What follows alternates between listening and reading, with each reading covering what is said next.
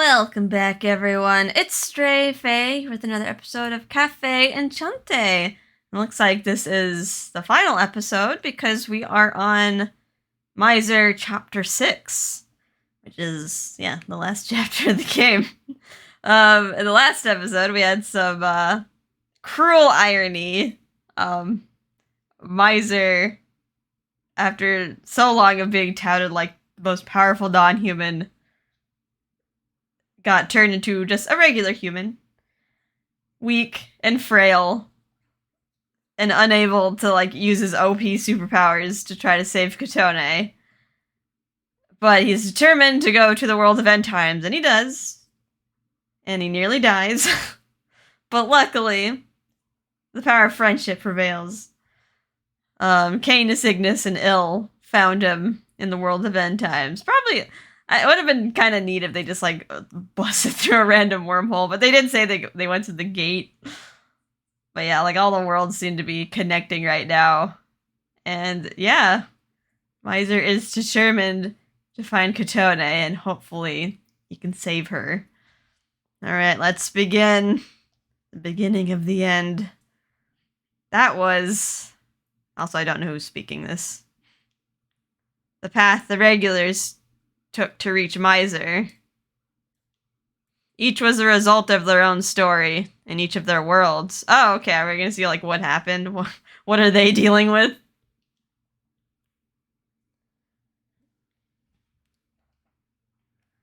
Beast World, Bestia. The frail beast girl. Hey, Ignis! Can't you carry me better? It's making my stomach hurt. Frail Foxboy? Haven't seen him in a while. Ugh. He took the trouble to help us. Saying that right now is a little... What, are you complaining? Females of my age are delicate. Dah! You're such loud brats. If you don't want to be swallowed in a fissure, just be quiet. Behind them approaches a fissure in space-time, large enough to swallow an entire mountain. Under both arms, while carrying the demon beast girl he met in the past, and also a boy. Escaping from it, Ignis rushes across the icy field. At his back, weaker demon beasts, similar to the boy and girl, follow Ignis's lead and manage to keep up. The fissures are spreading across Bestia now. Possibly related to the ease at which wormholes occur now. It's harder to find safe locations in this harsh and cold world. About the only place that's still safe is...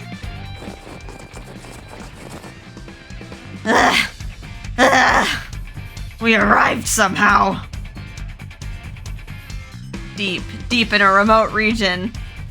The homeland of Ignis, Vinitar territory, is the only safe place. After the turmoil surrounding the search for Kororo's family, due to the rumors from the girl he was carrying about him never killing, maybe many of the weaker demon beasts didn't hesitate to answer Ignis's call to evacuate. After seeing them taken in one after another by his kind, his fellow Vinitar. Welcome back, bro. How's the situation? I burned all the Spartoi heading this way. Although they'll probably sprout up again. The fissures are getting serious. They weren't completely wiped out, but survivors who were late to get out. I doubt there's gonna be many. Most of those lost were the brutal and savage demon beasts like Minotaur who rejected Ignis. Although the deaths are seemingly meaningless, it is still a loss. When Ignis says this, Dromi hangs his head. He notices that his shoulders are trembling. So even this positive guy would get gloomy over such a ghastly situation. Is he sad about that, or sad that he can't use the Minotaurs in his plot anymore? When Ignis thinks this, he goes to pat him on the shoulder. Kidding. Huh? You've gotta be kidding! Oh no! Wade took off the headband! The young man removes his bandana, throwing it to the icy floor, and yells. For a moment, he was unrecognizable. Hey! Dromi! While stomping the bandana, Dromi goes into a fit of rage. Shit! How much do you think? I meticulously planned everything out! For some shitty, meaningless world like the world of End Times or whatever. It's making it all for nothing. Wiping out demon beasts in this world without even leaving a drop of blood or an ounce of flesh behind. The one to win in this world is my bro. That's right, the life-devouring Vanar. This shoves it all away, and for what? Ignis is just like, what? Dromi changes and shouts in succession. During this, upon hearing a disquieting term he hadn't heard before, Ignis. Hey, Dromi. Grabs Dromi by the head, then forcibly turns his neck to face him. Ugh! What you just said. Something about me and this vow whatever thing. What are you talking about? Why don't you tell me all the details? Oh no. Actually, wouldn't it be cool if he became that giant firewolf and just like wreck shit? No! Are you an idiot? What do you mean, Vanar? Don't get people involved in something crazy like that. But I figured Vanar would be able to win over this world's absurd rules. What a crazy idea. Although I get you not liking Bestia's rules. Dromi rubs his head and looks up, displeased with Ignis. Bro, you're being really calm. Do you really not think anything of your predation from the past? It's probably like it's not the time to think about that. I feel sick. Like I really want to throw up. But this is no time for puking. This situation is really dangerous. And that fissure from earlier. What's going on with Misyr and the others? Dromi makes a face of discontent, and next to him... Hey, the frail beast girl and fox boy. Ah, that! So it really was the human and the dark man from back then. I was surprised. But do you know them, Ignis?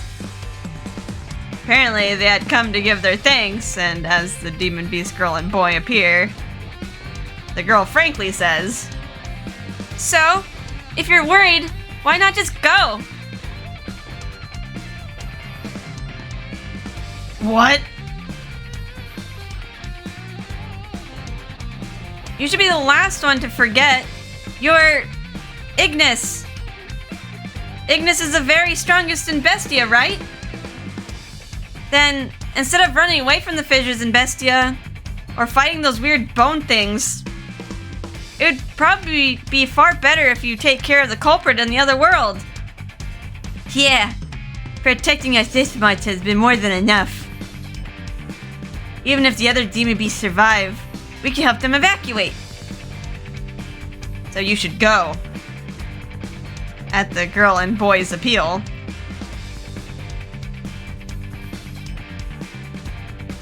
I have to protect them. Those he always thought of this about have a stronger look in their eyes than the others, more savage demon beasts. With their words pushing Ignis, he rubs their heads and steals his determination. Thanks. Okay, I'll leave this in your hands and go on in confidence. However, before he goes to that world... Hey, Dromi.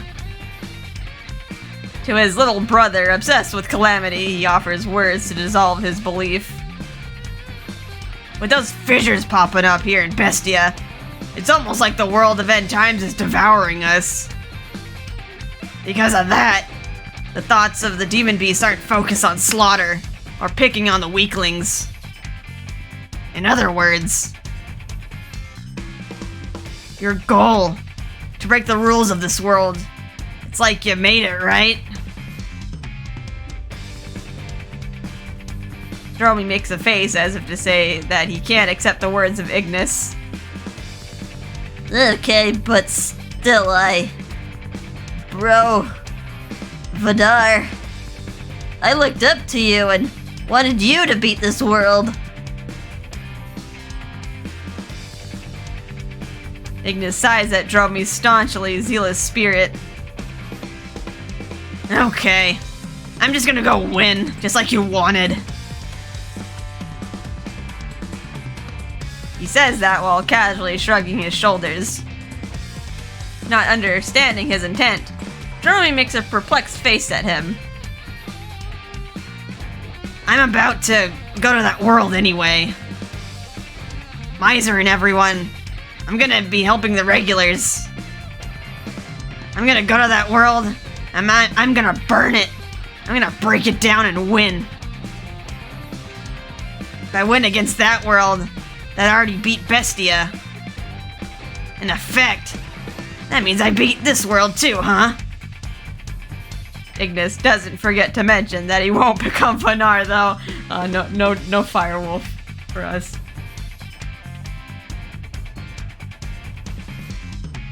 What outrageous logic. But also, there isn't any way to face off against such a dangerous world. Anyone would find Ignis's wild theory absolutely lunatic. However, what? Don't tell me you think I, of all people, would lose. The fanatic who is fixated on victory over this world, or Ignis's self-proclaimed little brother. No way! You're the strongest, bro! There's nothing you can't burn! While his dream of Vidar beating this world was crushed.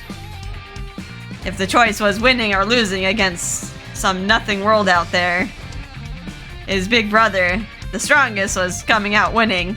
That's the obvious choice, he thought. Thus, like throwing away his faith, returning to his usual form, Dromi sees Ignis off.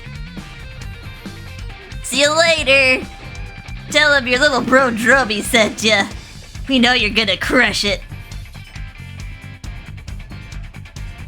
Alright, well, he reconciled with Dromi at least. Oh, wow. In the fairy world Medio, much like Ignis, Canis had also been fighting the threat that visited his homeland.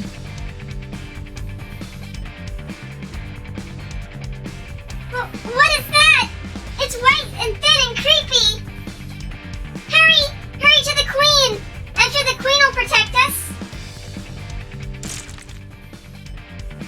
A large number of Spartoi extend their hands to mercilessly hunt the powerless fairies.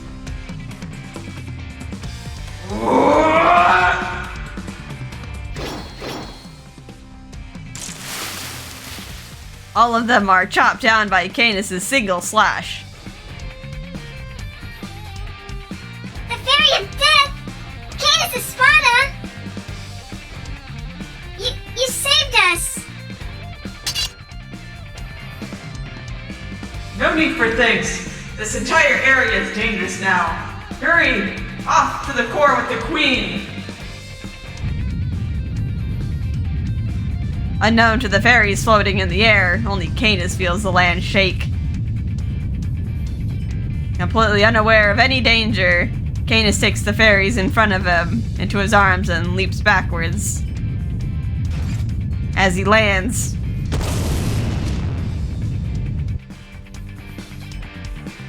Eek! A weird crack! There's a hole right where we were! Regardless of your curiosity, you must not return to take a look. I cannot save you if you fall in there. Canis continues to shout at the fairies as he runs to escape the fissure. After evacuating them to an area near the core, he pushes them from behind, almost throwing them, urging them to fly.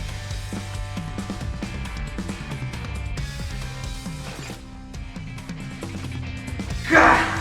One after the other. With no end in sight, I cannot leave Medio at this rate. It is likely that, as I'm doing this, Misyr and Kotone are out there, and they are suffering. Can I do nothing to help my friends? He recalls the painful sight of them in a huge fissure that appeared earlier. But as he's angry at himself for being so useless, from above, gently, several flowers come floating down. Haven't seen these in a while. He reflexively takes one into his hand. Can you hear us, Canis? Thank you for your work. Please avoid fissures as you see fit and listen to what we have to say. Titania, Venia. What is this? So abruptly. I doubt you are having trouble issuing orders to evacuate the fairies.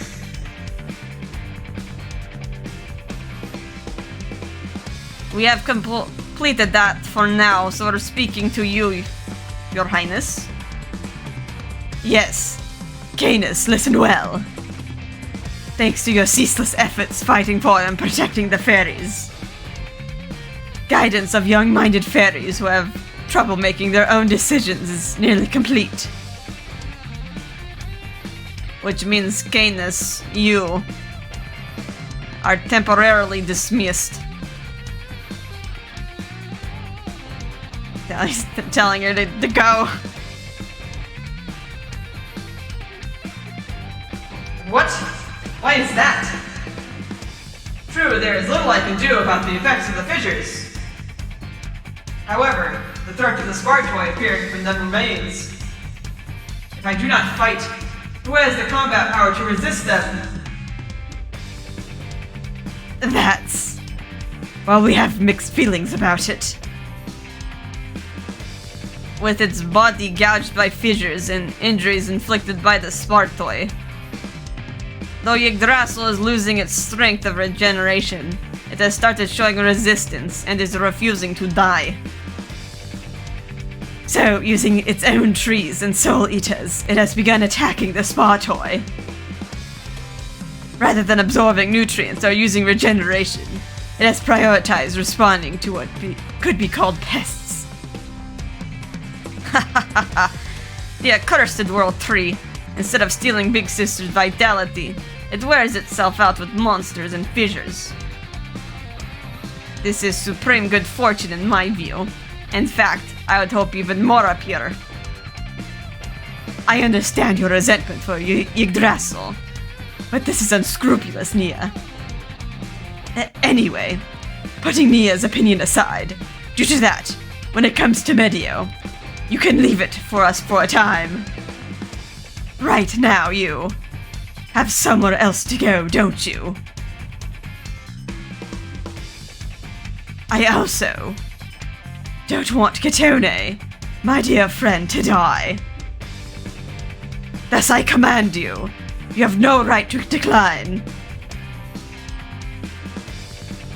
Canis Espada. Not as the Fairy of Death, but as a proud and noble knight of Medio. Rush to your friends at once, and go save their lives!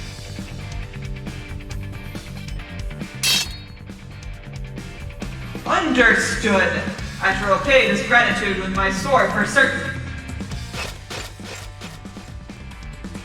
Off he goes. Meanwhile, in the Heavenly World Kaom, somewhat faster than Ignis and Company, information of Misyr and Company's crisis flowed into this world. Several hours after that,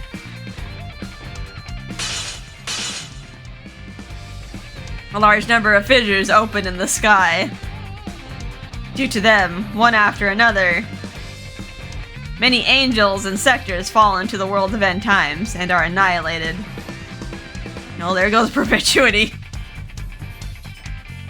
On top of that, a large number of Spartoi also go around destroying important facilities. Along with rising ashes, the perpetuity that God prioritized more than anything crumbles away. While God sends his oracle to the consciousness of angels under his control to deal with it,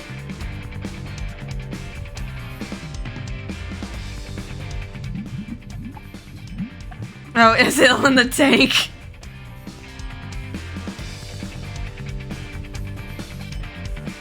Solitis observes the progress of the Apostle of Judgment, unconscious and limp in a nourishing tank.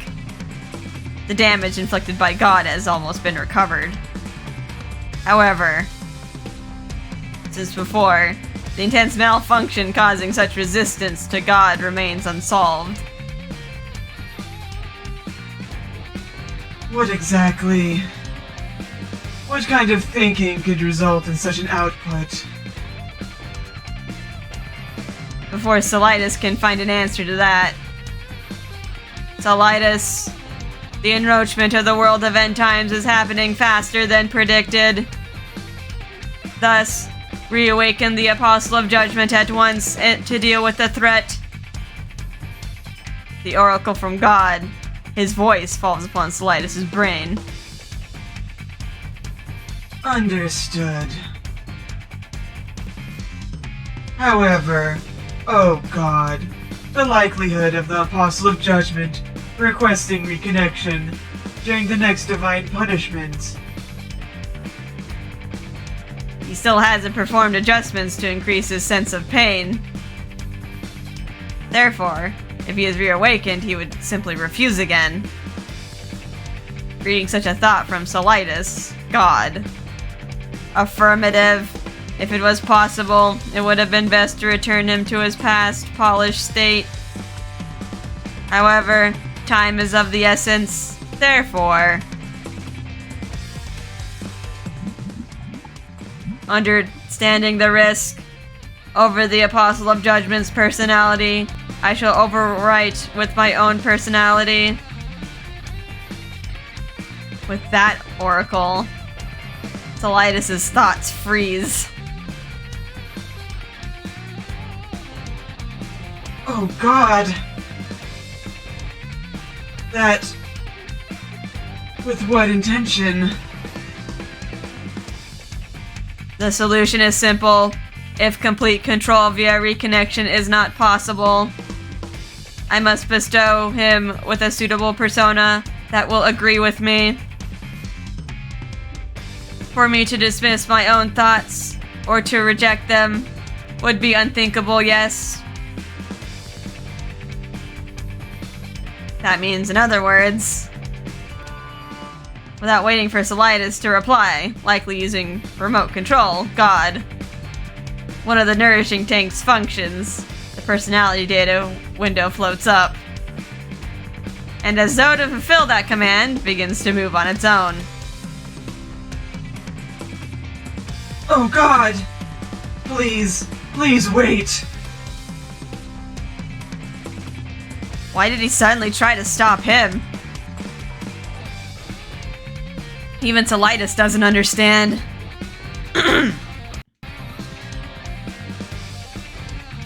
Possibly because he predicted the unreasonable fate about to be performed.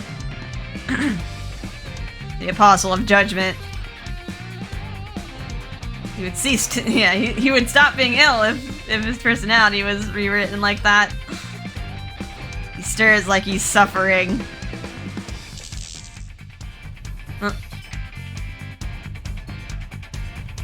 Seeing this, Solitis understood the intense emotion the Apostle of Judgment displayed before. Then, acting on the impulse born from his chest, Ah!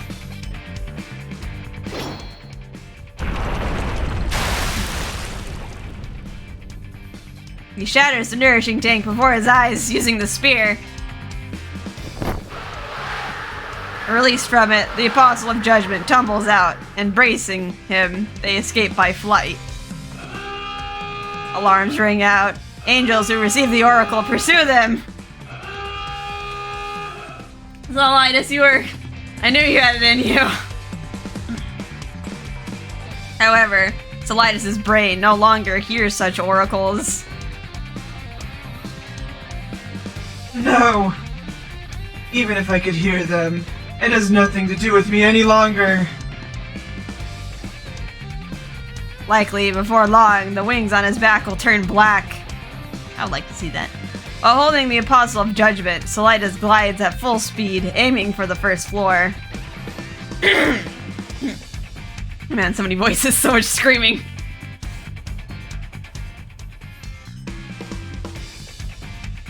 Forcefully removed from hibernation, and from the wind hitting his body, the Apostle of Judgment slowly regains his consciousness. Memories of the intervention on his brain and what was about to be done to him remain, but... Solitis, why? He can't understand why Solitis opposed it. This individual... No, what I was trying to reclaim, no matter the means, for thousands of years, who lived with me, as dual wings, was you. Therefore, for you to become completely different, on top of that, to be absolutely reduced to a god like that, I could never accept that.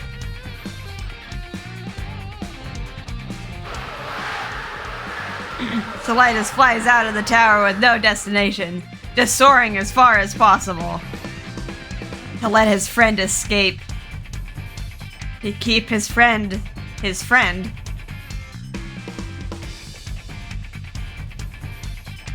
While various disasters befall Calem in all areas. Understanding the danger, there is the sight of a fallen angels heading to the tower controlled by God.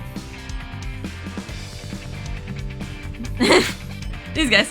Epilogue, are we seriously going to help the Angel of Judgment? Yeah, I'm sure you guys have mixed feelings, but I want you to do this favor for me. I still don't know the situation, but what rang out at that time is shouts for the sake of his friends.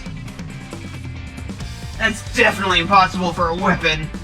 It was a shout from the heart, and that only someone with life could make.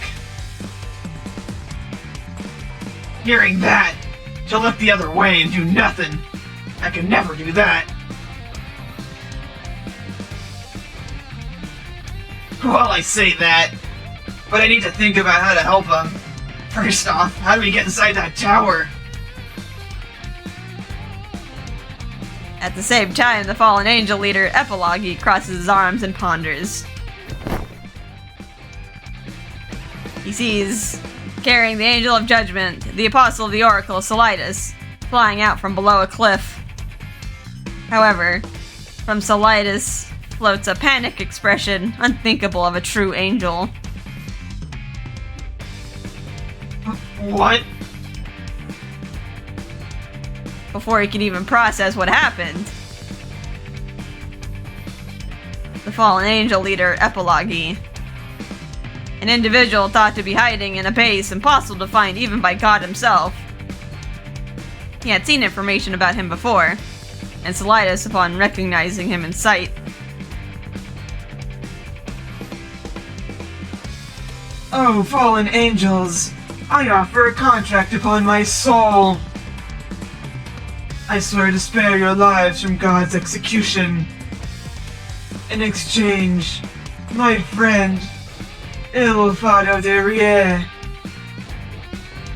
Do whatever it takes to keep him from God. He determined that this would be best to save his friend. What? an unexpected contract from God's right hand. While he doesn't know the situation, there could be no better offer in the view of Epilogue. However, no, such a thing is unnecessary.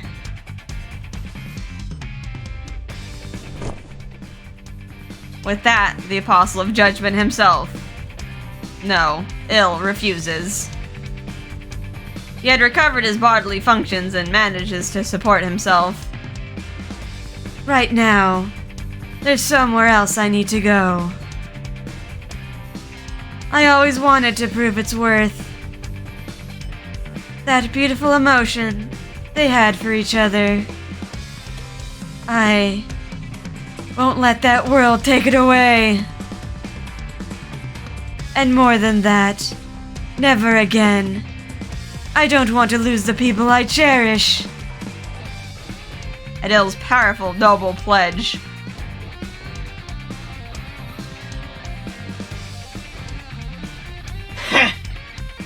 Oh, so great apostle of the Oracle. I had a vague guess at your feelings, but it seems our strongest angel friend here isn't so weak in the heart or body that he needs your overprotection. Besides, even if we hide him at our base, he might get swallowed up in that fissure. Who knows what could happen? So, see him right off. If he's your friend, you should be proud of his choice.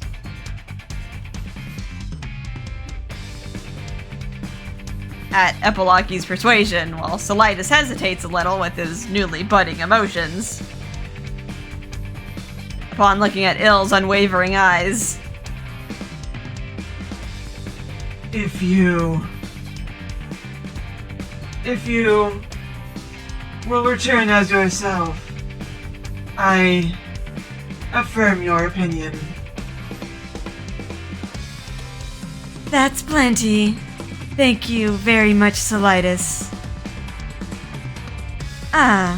Although, before I leave, Solitis, the wormhole for the salvation project that God was preparing. Please share the assembly spell with me. As someone involved in the experiments, you understand the details of it, yes? Also you. There's something I'd like you to help me with by using it.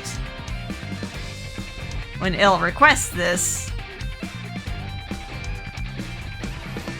the two don't understand his intention and make a questioning expressions.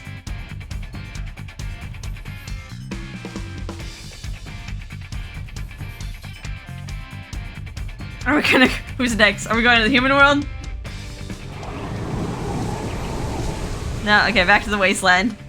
As the three recall each of their arrivals here under their eyes, it's probably like, no, there's no way Rindo can, like, show up here. You just die. In the wasteland of ash, the wind makes sad tones.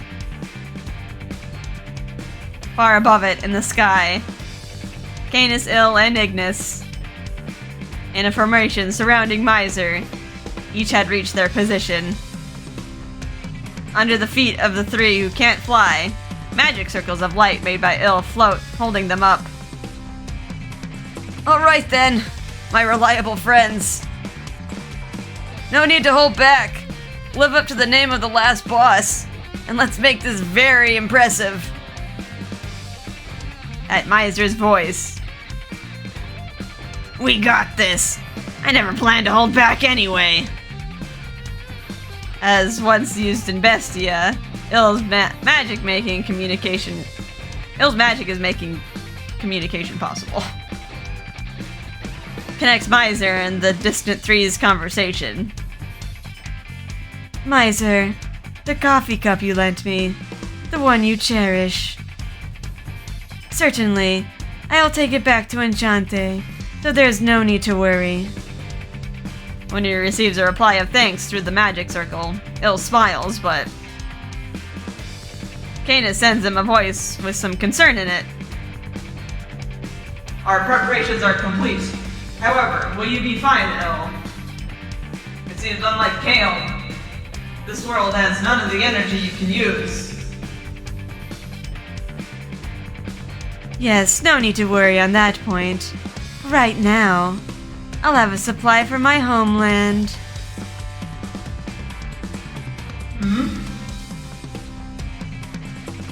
With a grin, Il says this. While enduring, breathing the air that eats away at his lungs, he watches the sky of the world of end times. Il and Solitis, oh, are they both here? At the same time as his one wing beyond space-time, they play a melody that rings out through the world.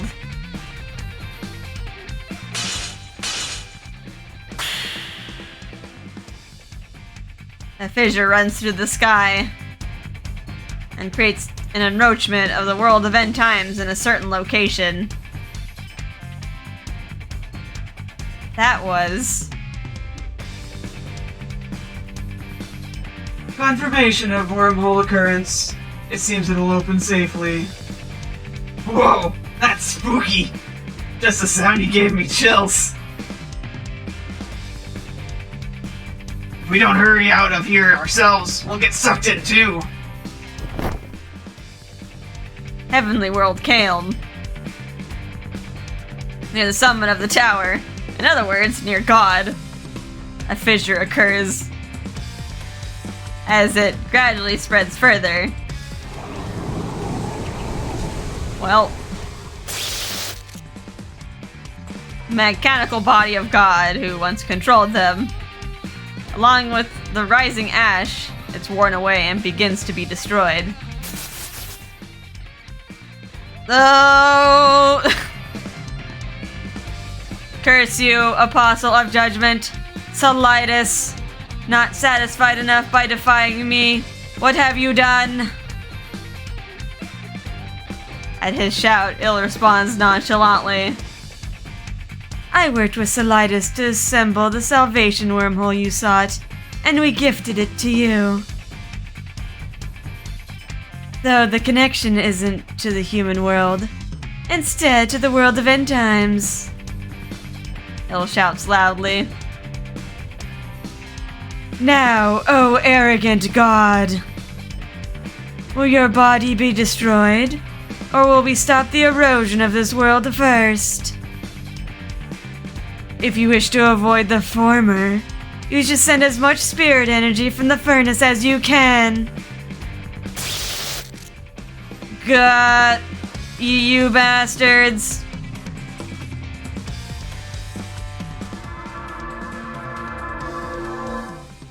Contrary to the voice of humiliation from the fissure in the sky, spirit energy, the energy source of angels, flows into Il. Oh, his wings are white again. There you have it. My preparations were complete too. I can attack at full capacity. Before I knew it seems you grew quite strong. Ha! What a bad smile! Just like a fallen angel! The three moved to the positions indicated by Misyr prior, and focused their gazes onto the grave markers far below. Reached to use their full power to drill through and pierce it. Now then, I shall work enough to compensate for Rindo, who is absent. We, the regulars of Cafe Enchante. That's stupidly loud and mysterious. And yet, tranquil and fun every day. To reclaim it, here and now. No, that door, we shall open it even by force. Oh, I need more water. Got a triple threat. Try attack. The greatest attack unleashed by them. The grave markers Misyr had built up until now. The world itself is bored through and creates a great breach with no end into the wasteland of ash. After seeing it through, Misyr fervently raises his dying body, then... Alright then, I'll get going, to greet our owner. He leaps from the magic circle, and plunges down the hole into Noah's body.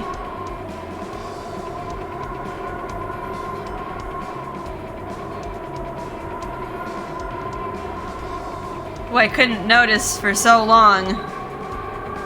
While tracing through the memories of Noah, the solitary young man.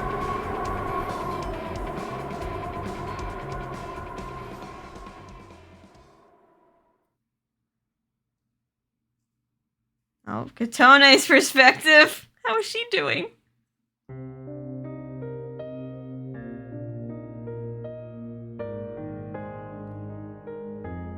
I saw everything.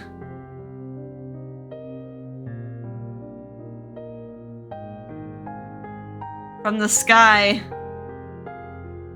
From the land. From close by. I call. I shout. Wanting to be noticed.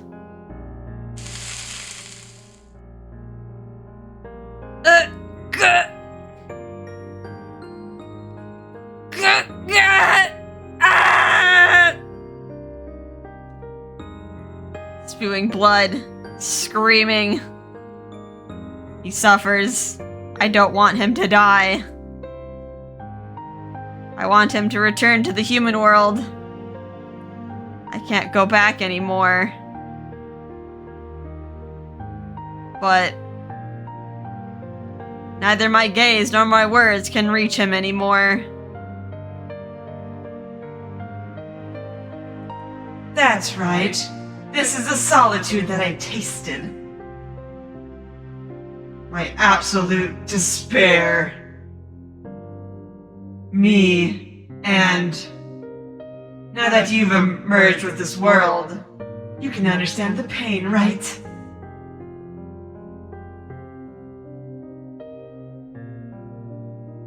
But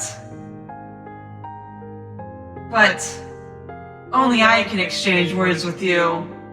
Only I can sense your existence. Only I can touch you. So look at me, Kotone. If you want Enchante.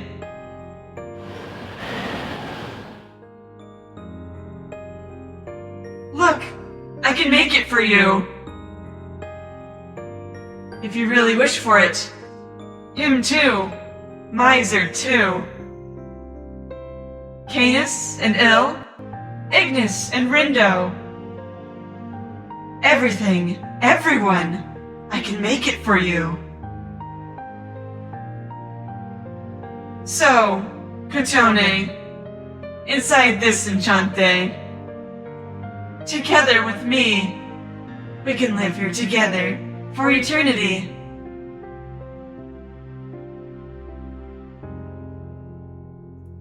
Entirely with kindness.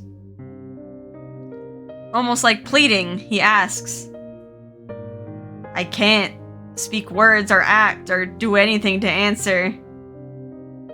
In fact, whether or not I'm still Kotone Owaki is unclear, now merged with the world. The only thing I know, after melting into the world, I'm no longer human. Never again.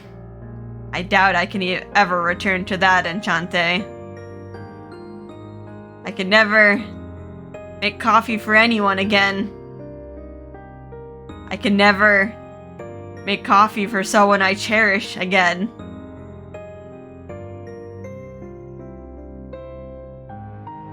That cruel truth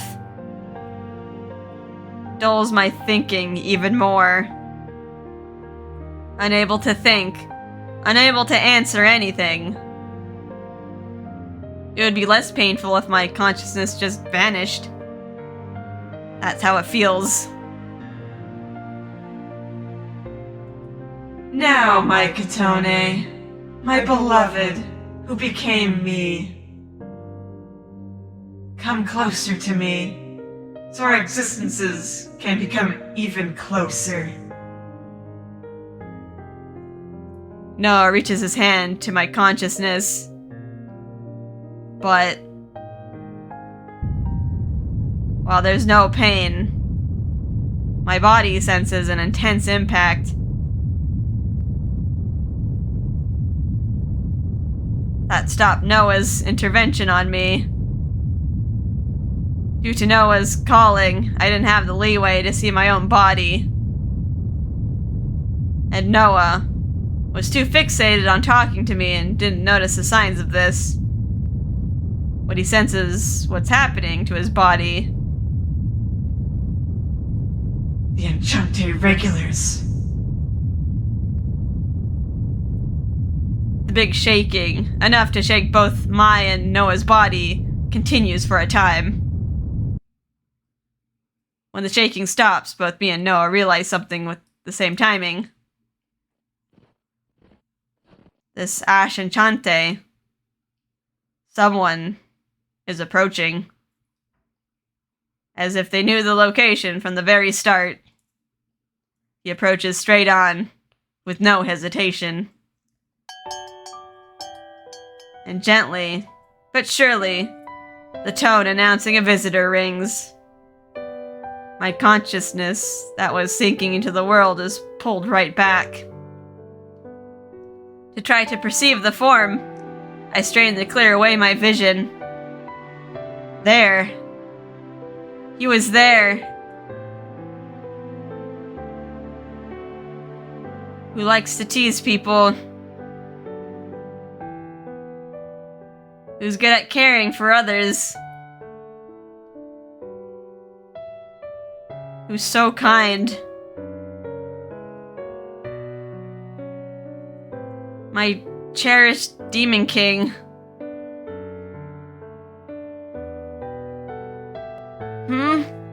Wow, down to the details. What a recreation. Noah, were you ever an architect? Not just me. Noah, who has become one with me, also seems to be shocked. However, as expected, or obviously, Misyr doesn't notice my existence. To build Enchante, could this be the second shop we dreamed of? Just kidding. He hits the unseen Noah with such casual talk. Using tables and other things for support, he desperately advances through the shop.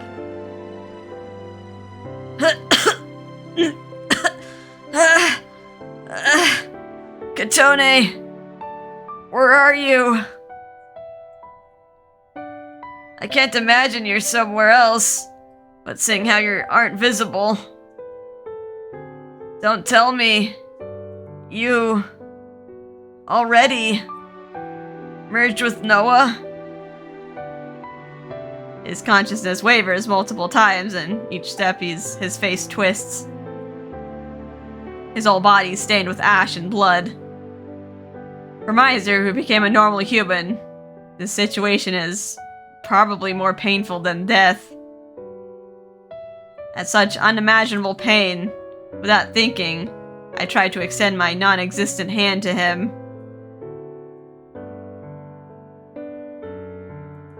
It's no use. Noah quietly announces. This world's... You reaching my core honestly surprised me, but... This is his limit. He can't notice. Misyr can never find you. Is that directed to me? Or is Noah talking to himself? Exactly, according to those cold, sad words. Misyr doesn't notice me here.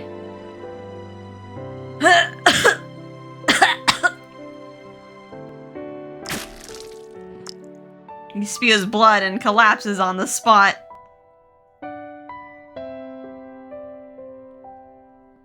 I want to help him. I want to extend my hand to get out a moment sooner to a safe place. There's nothing I can do. Simply alone, my despair at my powerlessness grows. For me, the person in front of my eyes. For me, a cherished person. Misyr is being hurt.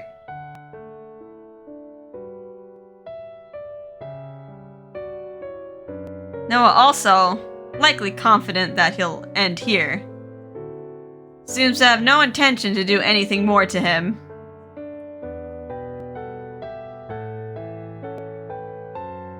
Please, I want you to run away. Contrary to my wish.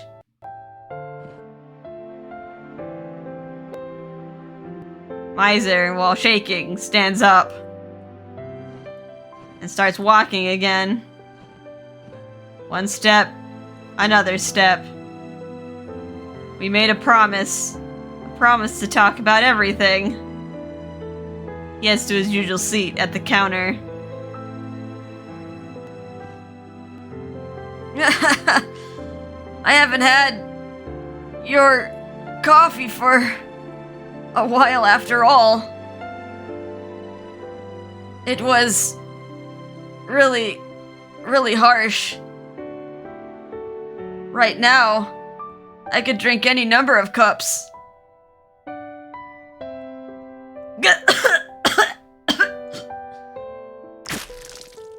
Right after smiling, Misyr coughs a lot of blood up again. I've lost count of how many times now. At him.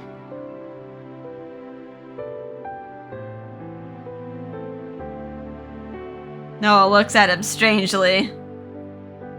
Like he would despair at my merging. Demand my return. Say it's unforgivable. That Misyr would shout such things, as he would have those thoughts.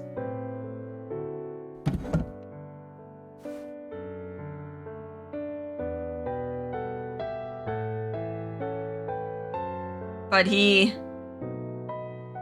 didn't voice a single resentment and simply sits in his usual seat.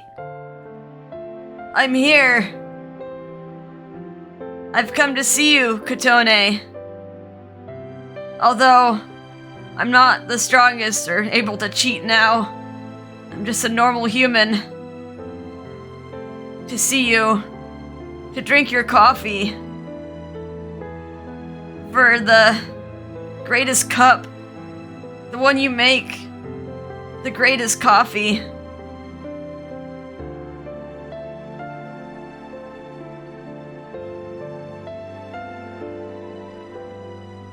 At his smile, what had become ash, my mind, my heart, throbs. I feel like I've regained a pulse. What? Yeah, that's right. He's a regular customer of Enchante. I'm the owner of Enchante. Even if he's not a non-human. Even if I'm no longer human. That changes nothing. Yeah, Cafe Enchante is. For important customers, a place to greet them with a smile. So I'll answer, like straining my vanished throat. Welcome!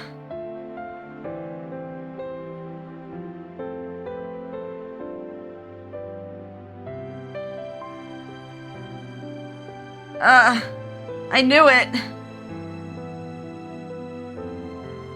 Oh.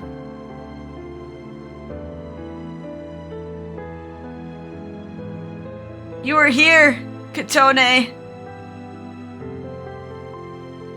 My cherished beloved owner. It reached him. He noticed. My consciousness, vague, if it was even me, is warmed by Mysyr's palm. The warmth of a cherished person that I thought I'd never feel again slowly unveils the outline of my existence.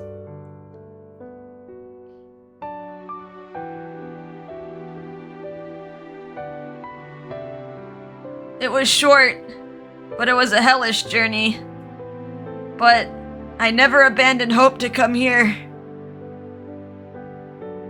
That's because the feelings I wanted to convey to you supported me. That's why, this time, I won't conceal myself in lies. As we promised before, I'll say everything. I had a terrible, grotesque form. A monster who could only spread destruction to everything. But that time, you extended your hand to me. It saved my heart and everything. Thank you for making coffee for me. Thank you for encountering me. At first, all I thought about was repaying you. That this time, I would watch over you, helping you find happiness. That was my thinking. But Misyr weakly shakes his head. But now it's different. The more time I spent with you, simply watching over you, it wasn't enough. My feelings that were like parental love at first grew into something different. I couldn't help it. Then, after he takes a big breath, like he can't hold back any longer, he confesses. Kotone, I like you. I love you. You're so dear to me. I don't know what to do. I told only lies. I was hiding my terrible form. Despite knowing all of that, you would still make kind, warm coffee for me. You said you would be waiting at that counter with a smile for me. More than anyone in the world. I love you. Lies. Falsehoods. With none at all, this Misyr Rex's honest feeling.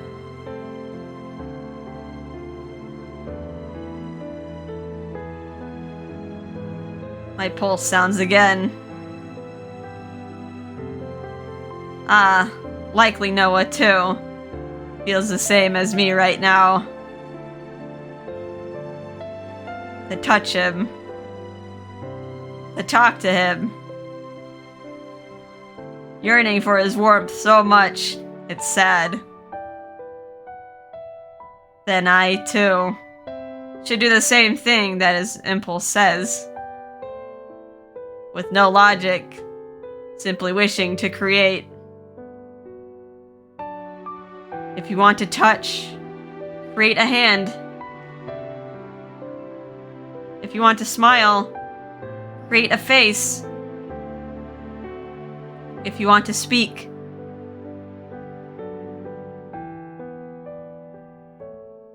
Sir. 2.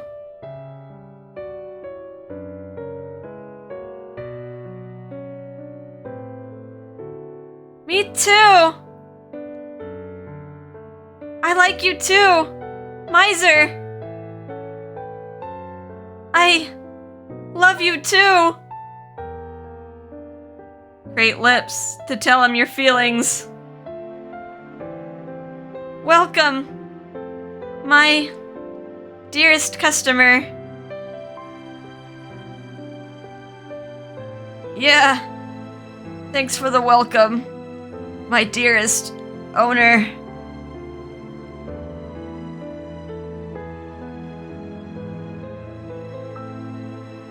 At us.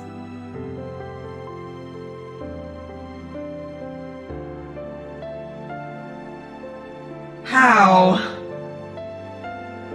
Why?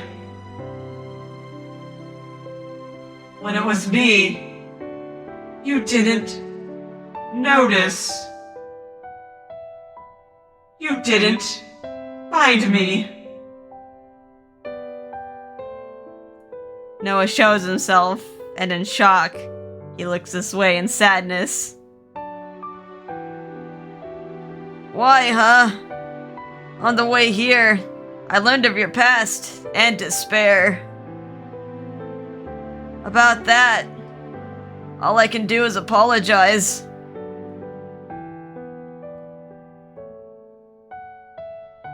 I also, if possible, I wanted to notice you sooner and talk to you. Noah, I wanted to become your friend.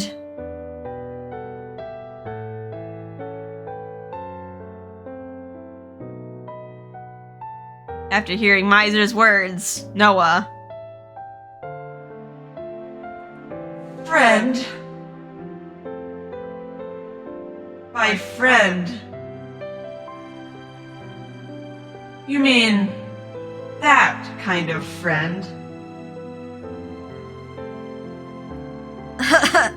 What other kind of friend is there? I mean,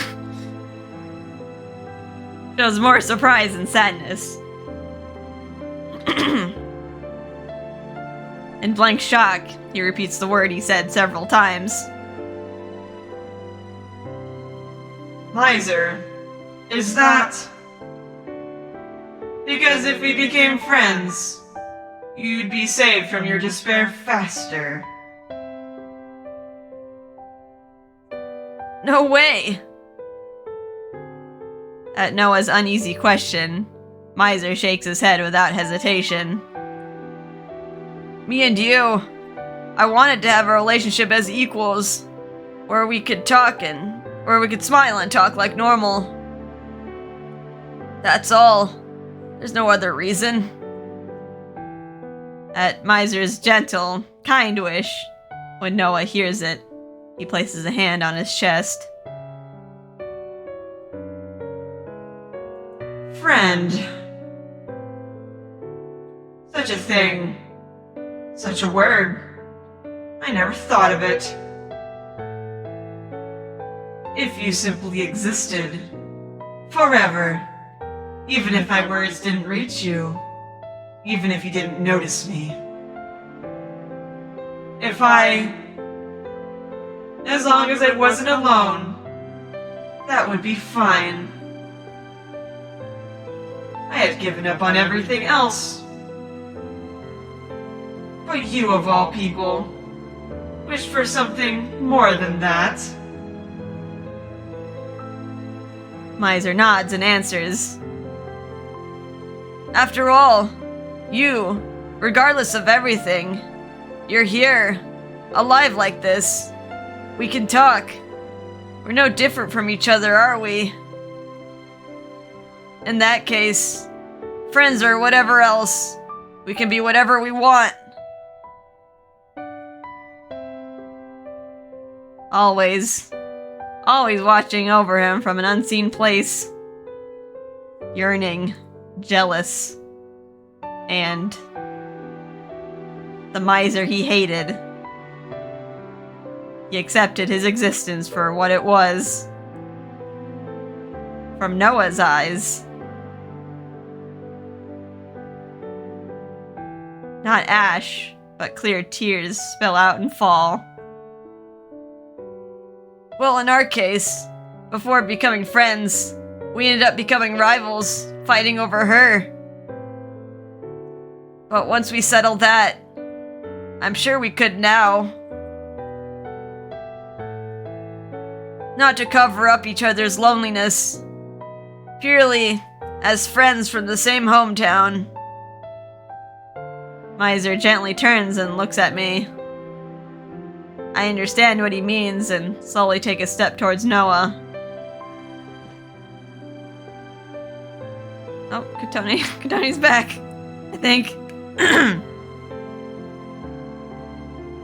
Misyr, Kotone, You also have the right to confess your feelings to her and get a reply. Noah, that should settle things between us.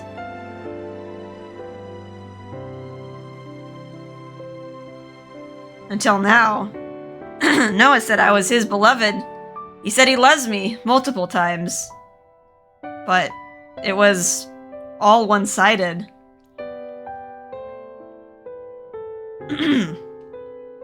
Before I could respond to him, my mouth, my heart, had all crumbled away. But right now, I can receive his words straight on and give him a proper answer.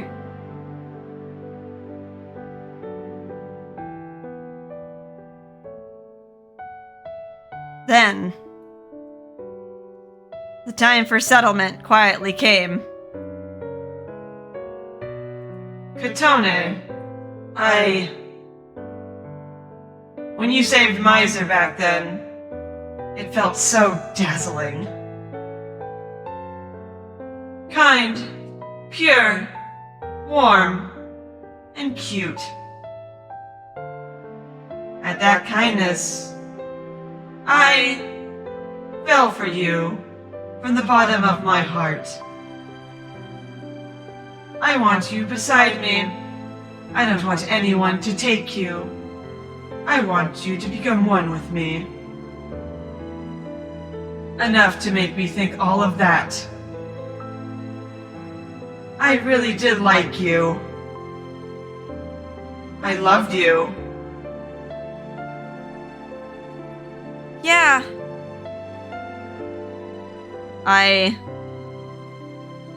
At Noah's awkward, yet straightforward confession, I receive it in my heart. Above that, I'm sorry, Noah. Not because your identity is a world itself. Not for anything like that. I already have someone I want most in the entire world. I can't answer your feelings. I can't take your hand. I answer as my restored heart says.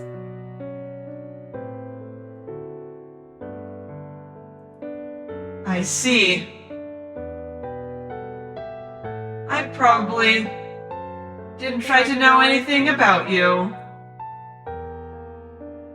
I had just wanted to be saved. My love came from a place of need. It was already baseless. After all, for Misyr, because he was saved, because you rid him of solitude. It wasn't for reasons like that, but instead, at your wonderful smile, when inheriting Enchante, he fell in love.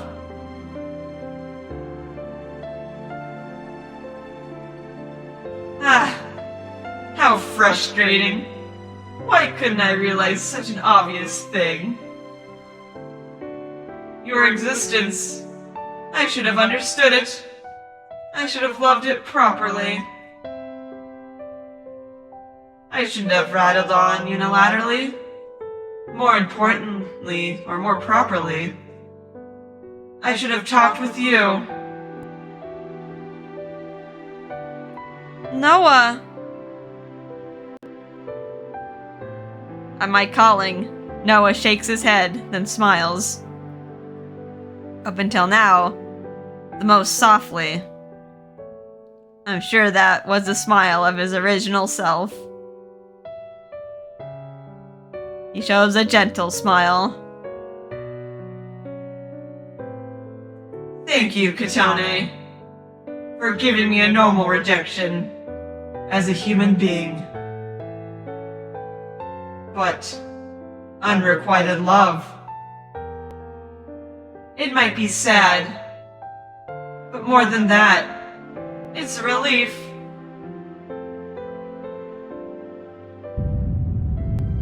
What's happening?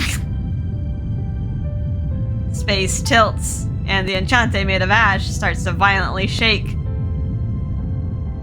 What's this?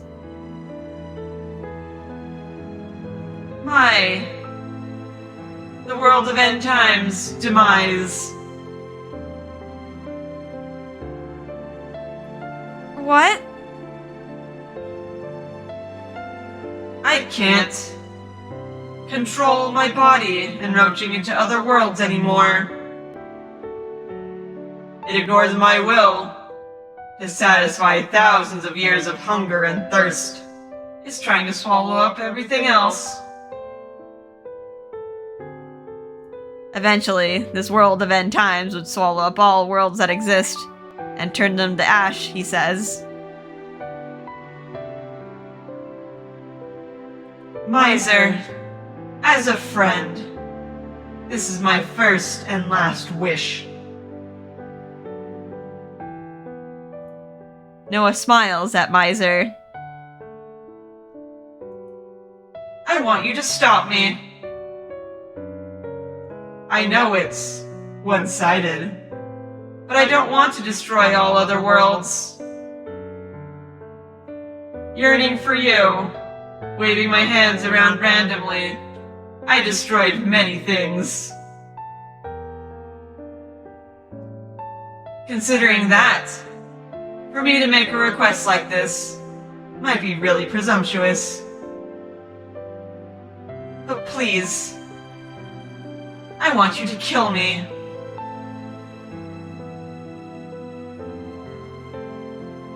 Straight words and gaze. With no faltering, he asks Misyr, as though he has his full trust. Contrary to his heavy words, Noah's expression is thoroughly peaceful. Noah takes a look around the shop.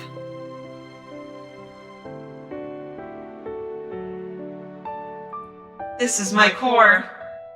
The core of the world of end times. Noah. The me before your eyes now is the same as a bare heart. If you break that,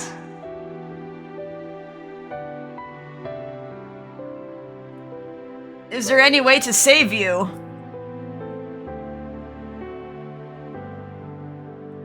no.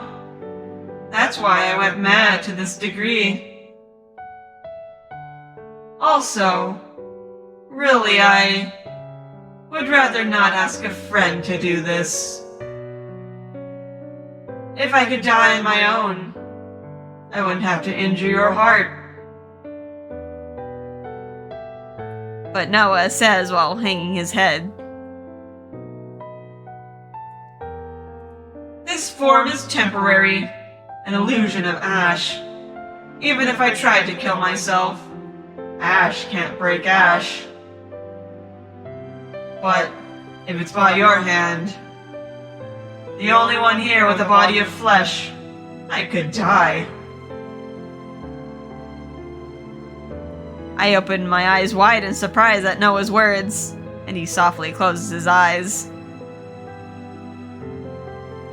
Please, don't be sad. It may be long overdue, but this is my decision.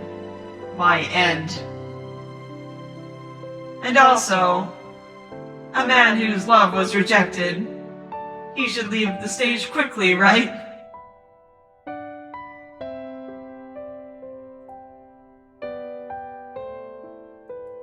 Before I spread unreasonable ruin any further, please, for me, Misyr.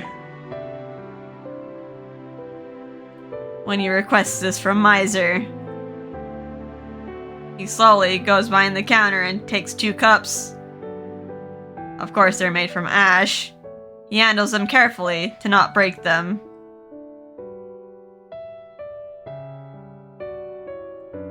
Here you go. Hold it tight so you don't drop it. When he returns, he hands one to Noah. And he holds the other cup in his hand. It would be perfect if there was something inside. But I guess I can't ask for luxuries here.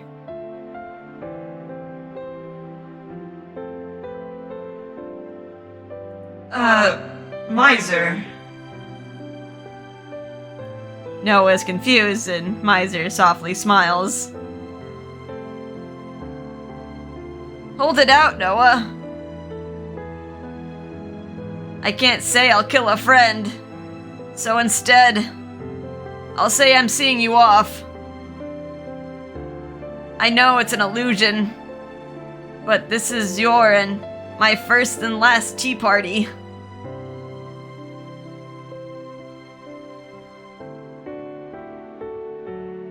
With a clank,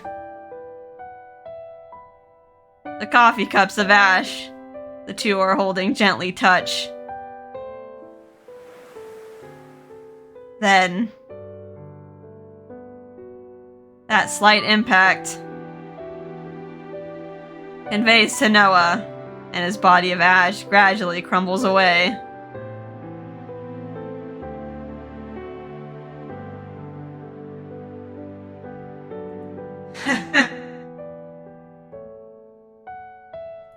But right now,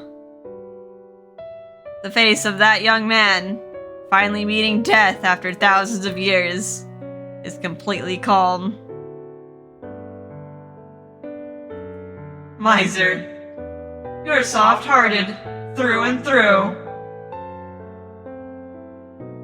Is it really okay to be this kind to me after making her not human?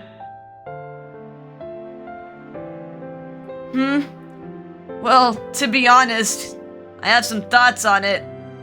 But don't friendships include quarrels like that? Well, maybe not to this degree.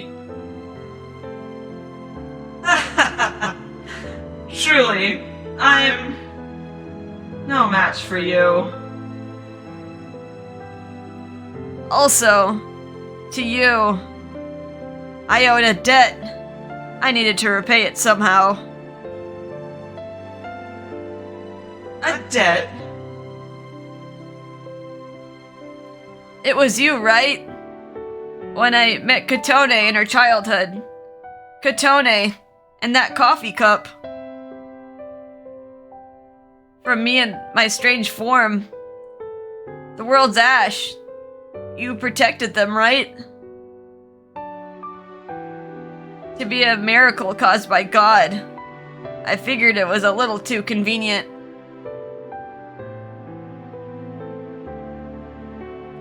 That's...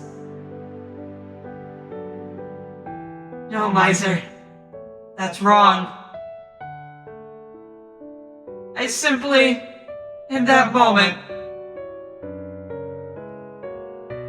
saw you connect to her, and thought maybe I would be saved too. I just intervened on instinct. I didn't do it considering you or her. I was only thinking about myself. Even that coffee cup, it was a touchstone to see her. I just used it to force open fissures. Yeah. The reasons doesn't matter. What does is the fact that she's safe. More importantly, this is a great tea party between friends. Don't get so gloomy. Cheer up! Yeah, you're right.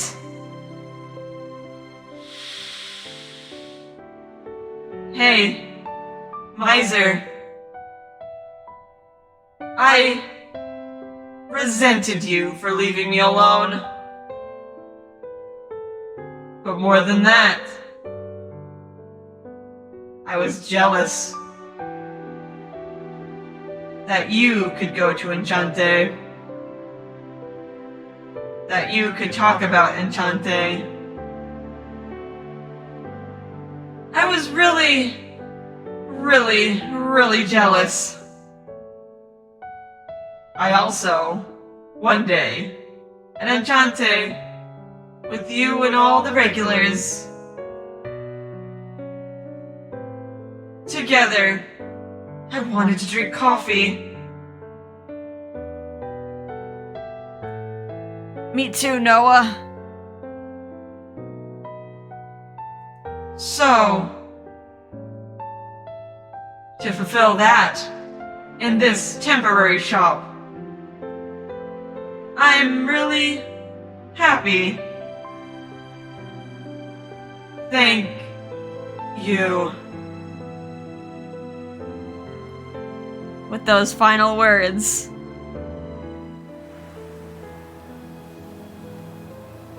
Noah quietly scatters into a small flurry of ash.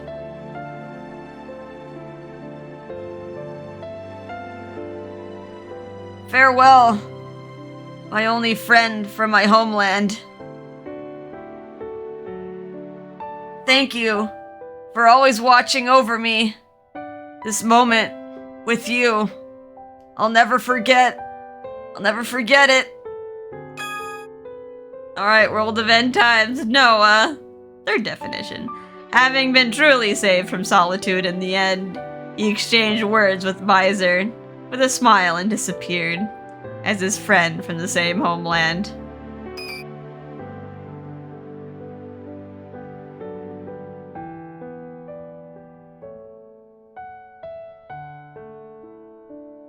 Misyr! Misyr hangs his head in sadness, even when I call to him. Huh. This world won't give time to mourn the loss or the pain. With the disappearance of Noah, the world's erosion probably stopped. However, due to Noah's leaving his body, or in other words, the world itself begins to crumble. To that, this Enchante of Ash is no exception. The many antique lamps, the big table where everyone relaxed, the counter and shelves around it, everything in that place, slowly, a little at a time, crumbles away and starts vanishing from existence. Annihilation of the world. The demise of the world of end times. Before this unavoidable event, I quickly call to Misyr. Misyr, you should just... merged with the world. While I may have temporarily regained my human outline, I'm still not severed from this world. Like I gradually disappear from the bottom of my feet, I'm eaten away by that sense. To at least get Misyr to escape, I desperately call his name, but... I refuse. What?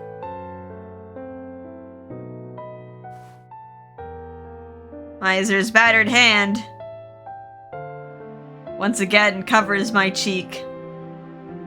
The smile he makes. It's unbelievably cheerful for someone about to die, engulfed in the annihilation of the world. What I came here for? Did you forget? I finally found you. Okay, goodbye. Do you think I could say that and leave you behind? Misyr, but... Over and over. Misyr only continues to caress my vague cheek. If you're gonna end with this world, then I'll meet my end here too. There's no meaning in my life without you. Even if I drink coffee in a world without you, it wouldn't be good. Also, you could bear to fawn over me and let me be the man. I'd like that. Wouldn't you?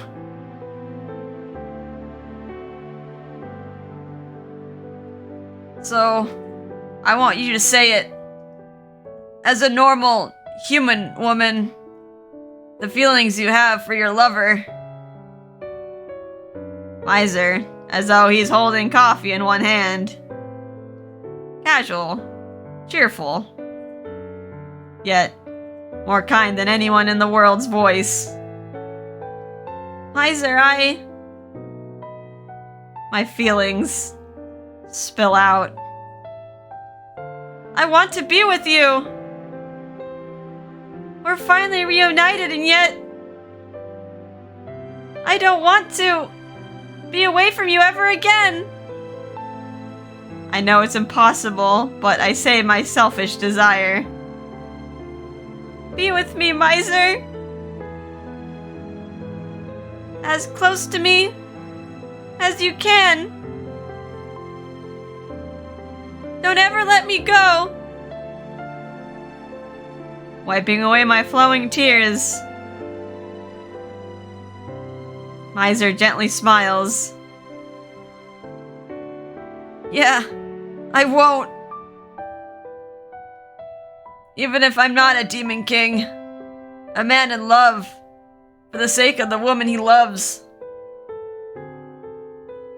I would fulfill any cheat or wish. Yeah.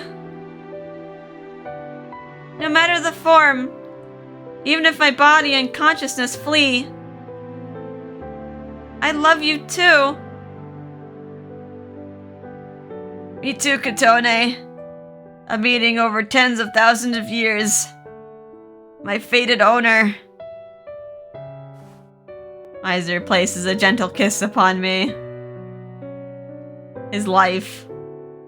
His warmth. Is stronger than anyone else. His feelings for me.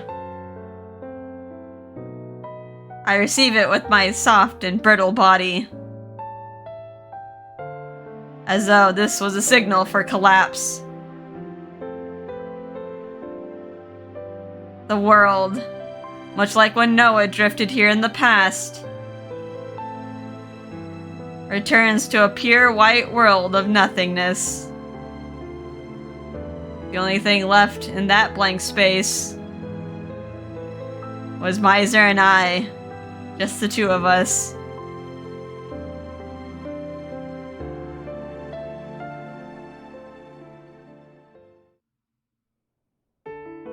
Wait, what?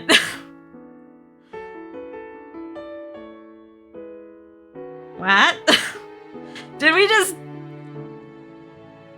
do like a lover's suicide? What? Hang on. You better give me something after the credits, game.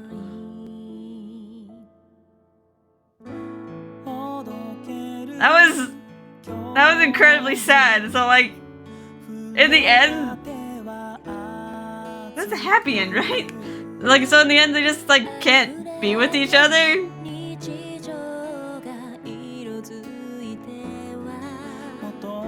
Or is like love gonna somehow prevail in this? Please, game, my heart. You mustn't do this to me, not at the end.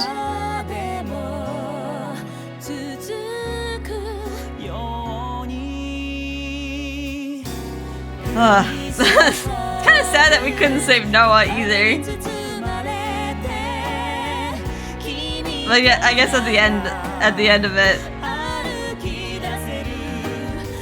he probably had enough living that long.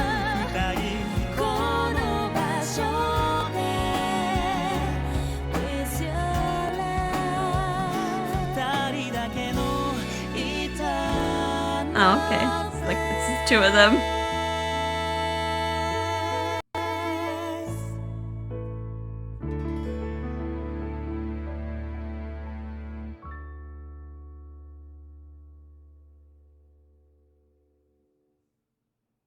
Alright, what's at the end? Alright, Misyr's perspective. Guessing he's alive. Or is this just his memories? So Wanawaki, Grandpa. How is it, Sawan? I've gotten a lot better at making coffee, right? It's passable. What? You're as tough as always. I was really sure about that one. If I complimented you that easily, I wouldn't have any respect as the owner. That said, even since way back when, you've always had the most important part of making coffee down. Wanting it to be delicious to the drinker. You know, feelings like that. Ah, is that it? Misyr, do you? Could you have someone in mind that you want to drink your coffee? Does he want to not mention his granddaughter? Is probably still a kid. Ha ha ha! Bullseye! That's great! People can sometimes grow a little more when they have a purpose in their heart.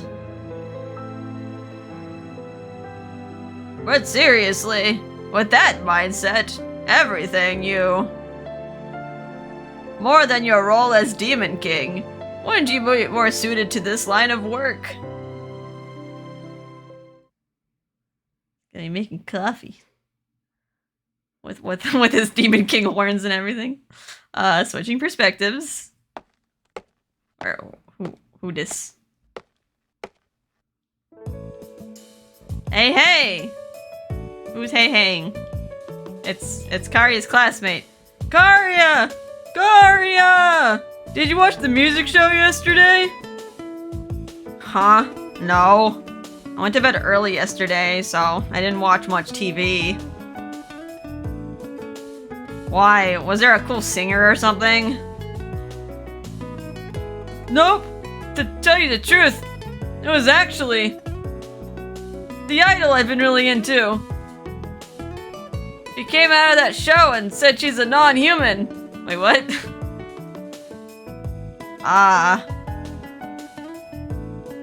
Wait, so what?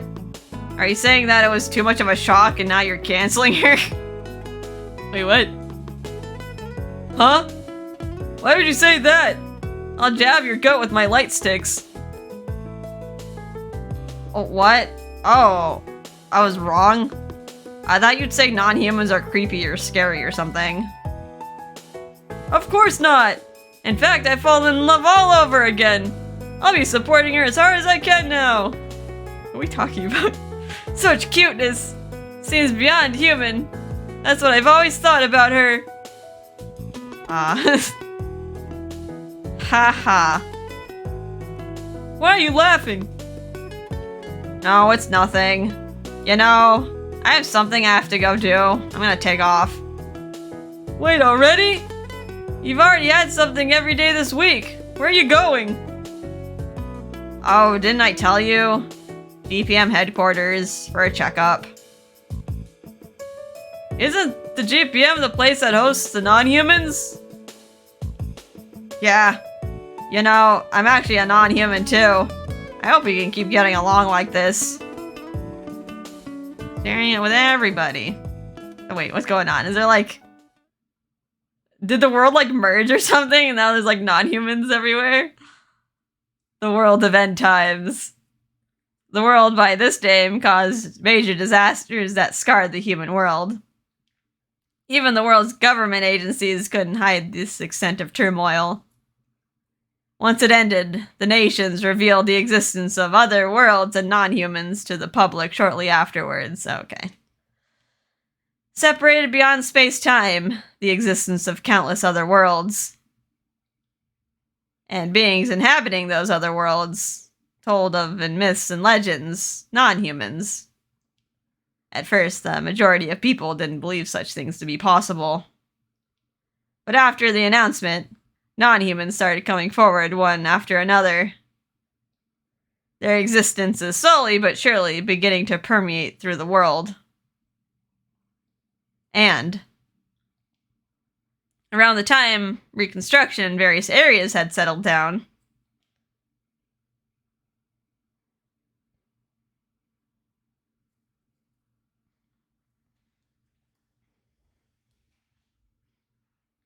And the fairy world Medio. Huh. Is the tree still there? Guessing the tree survived. At last, you finally lift that heavy backside.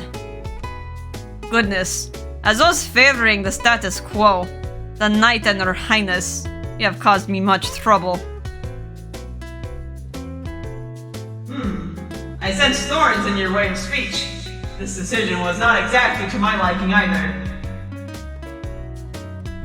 However, the damage those fissures caused the fairy world was not small by any means. To dispel the regrets of the fairies and previous queens. Indeed. This time, Yggdrasil. It is time to sever this distorted world. From fighting the fissures and Spartoy, Yggdrasil is greatly fatigued.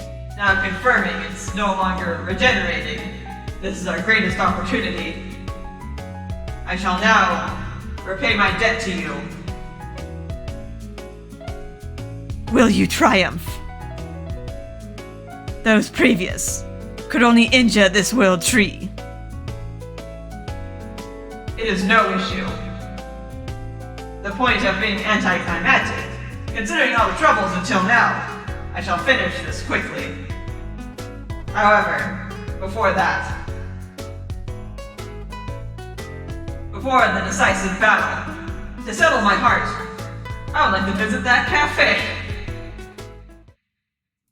Alright, gotta finish off the world tree, but I'm gonna have a coffee first. Alright, the Beast World Bestia.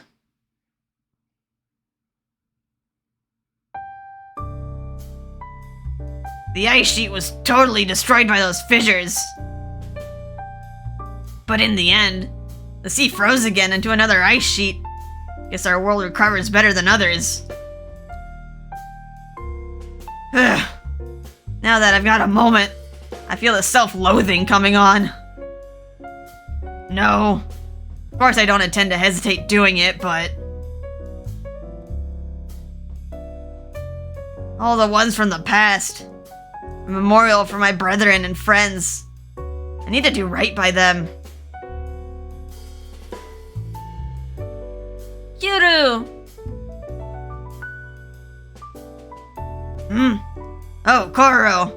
I'm not really depressed. Don't worry. Actually, I saw some information about spotting your kin during that turmoil. Surprisingly, your parents might have even survived and are swimming around the sea somewhere. Q! Bro! What? Listen up, please. After rocking it around to all the types of places, finally, I was able to spread the word to all of Bestia about all the cool stuff you did in that battle. What? I didn't even see you around. What are you doing on your own? With this, the surviving demon beasts are definitely come to chop it up with you again, bro. They're down. More than killing each other, they were super excited and they even admired your heroic tale. This is a total revolution. From now on, instead of spilling blood, it'll be a dawn of a new age of competitive fighting.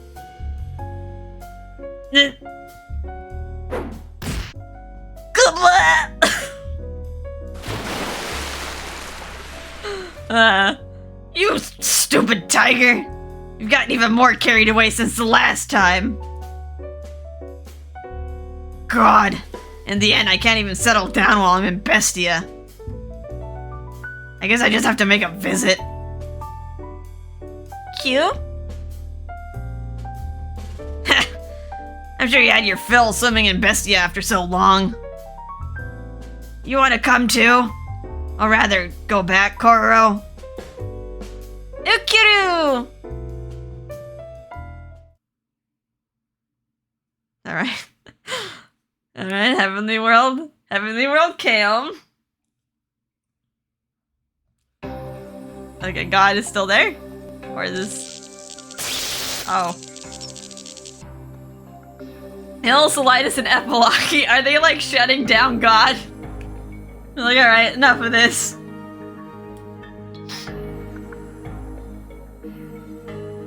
It's broken. Yeah, it's broken. Yes.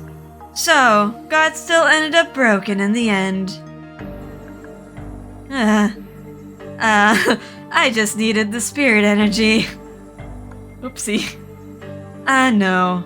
I simply thought it'd be best if one or two angel-controlled functions broke.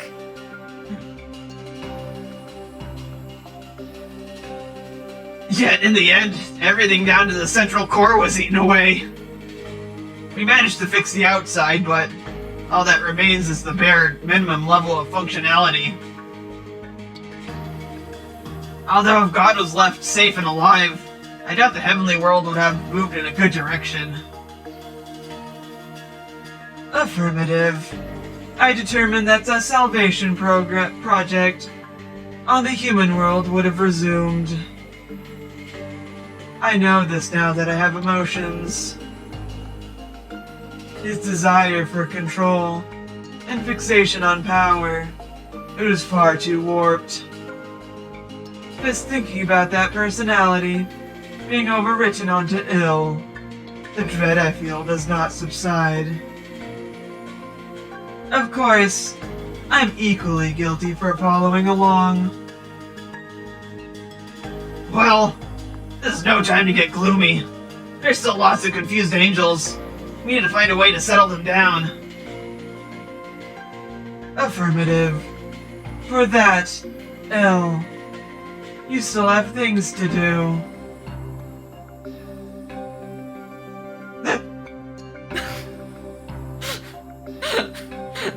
You trying to sneak away?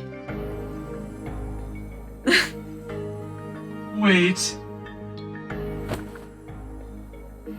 Where exactly are you intending to go after hearing news of this? My other wing. Ooh, please just let me go. I've barely had any breaks lately. In this time, a plethora of Otome titles have gone on sale in the human world. I dearly miss those sweet love stories of love. I also want to buy the merchandise and eat sweets like ice cream. So with that said, I'll be living a comfortable life of leisure at that cafe for a while. Let's do the wait. Wait! Ew! As a future leader of us angels, to live such a fallen lifestyle. I don't think we can catch him now.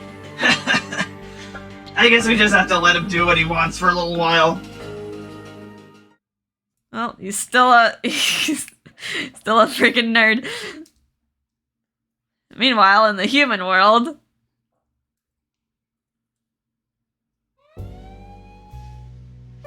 man, I was suspect of departments that didn't work right, even in that mess. And after looking,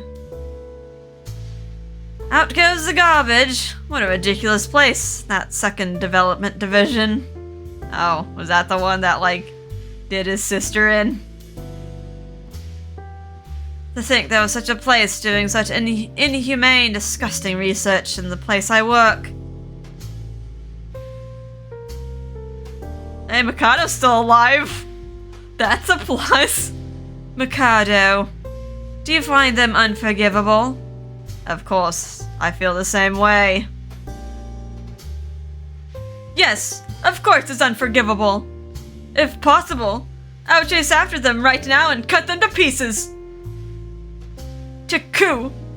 No, to Shizuku. Those bastards that blamed her for crimes turned you into a non-human and mocked her. Mikado.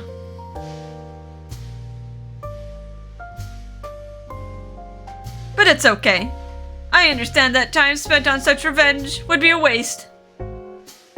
Also, right now I have something to prioritize more than anything else.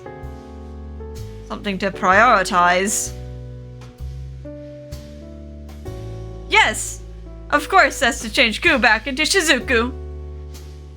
I said I'd never give up, but in my heart, I had begun to let go of the dream. But I'm going to pursue it again.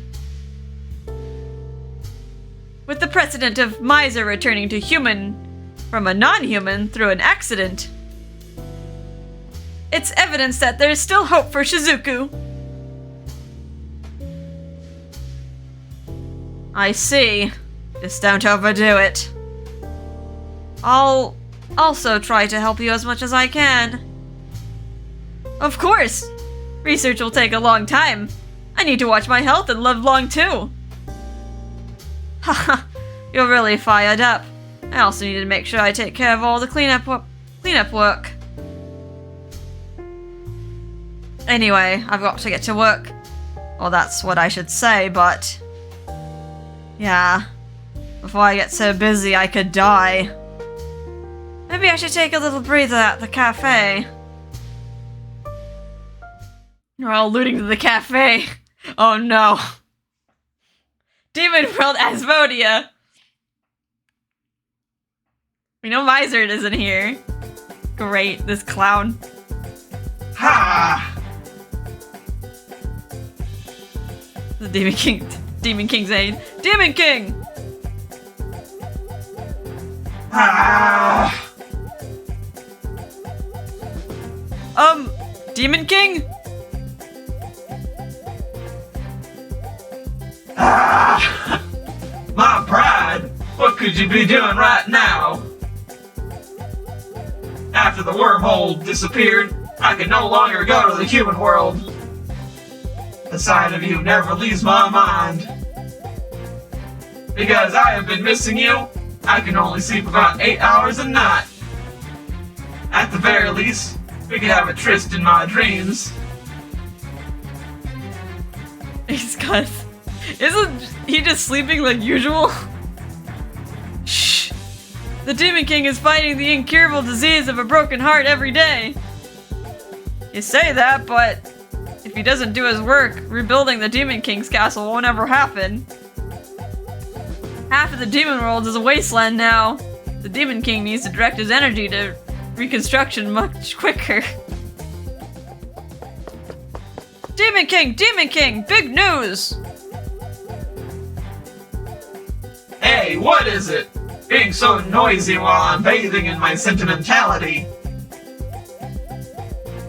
A wormhole to the human world has opened once again! And this time, it is quite large. This is our chance! This time genuinely, to the human world.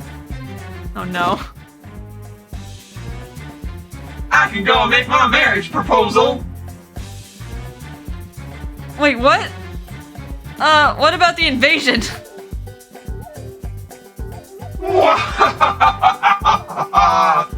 You and I share a mighty destiny, my beloved bride. I can't just sit around a moment longer. There, into the human world. I must go to that shop. Like a demon king, my style's to take what I want. Prepare yourself, false demon king. I have no intention of giving up my bride to the likes of you. I shall go to plunder love. And off he goes. Well, they're all talking about going to the cafe. Is she okay?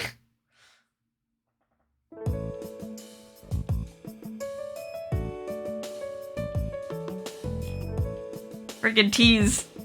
To the Tokyo outskirts.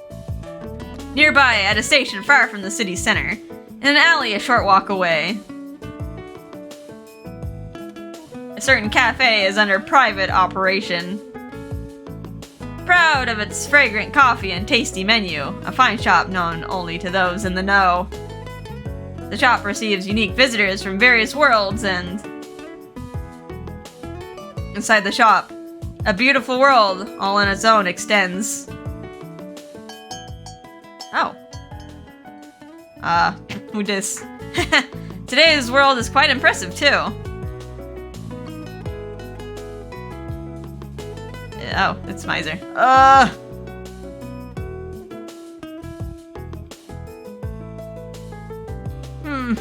You've disappeared again. Can't help it. I'll search for you. Now then, where could my cherished princess be? Oh no! Kotone's a ghost!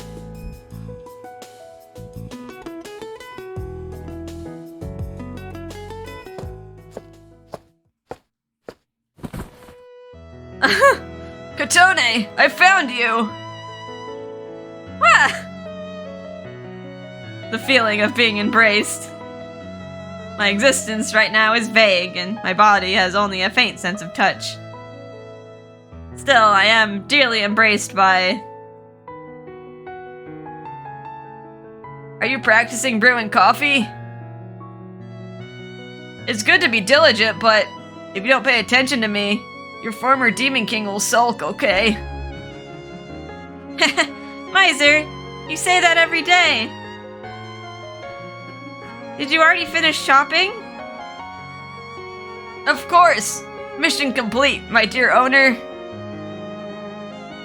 Oh. He graces me with light, tender kisses. It's an overly sweet expression of affection, but I'm still happy about it, so I can't help but smile.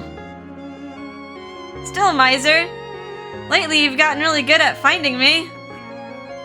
Of course. You disappear when I stop paying attention even a little.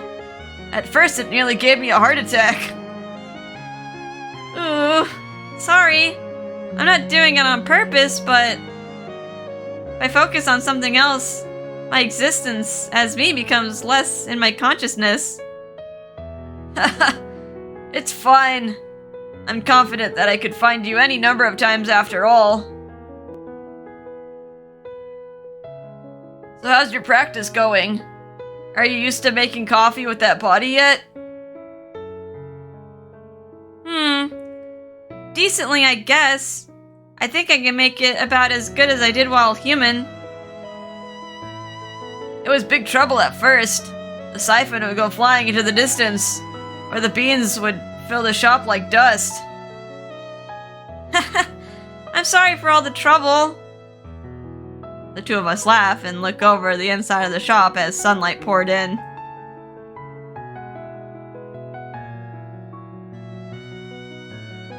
The demise of the world of end times, Noah. Due to that, as I was merged with him, my body also began to crumble away. And still with me then, Misyr should have met his demise too. However, It's okay. Listen to my words. Kotone, this world right now is a blank world with no master. As you're melted into this world, if you wish it now, as I vanish, I'm sure you could control it. The world you desire, the world you like most. Please, find happiness in it, with my friend. the final message that Noah left behind. I followed along and reflected my ideals onto the world. Before I knew it, there was a new world. The world of me was born.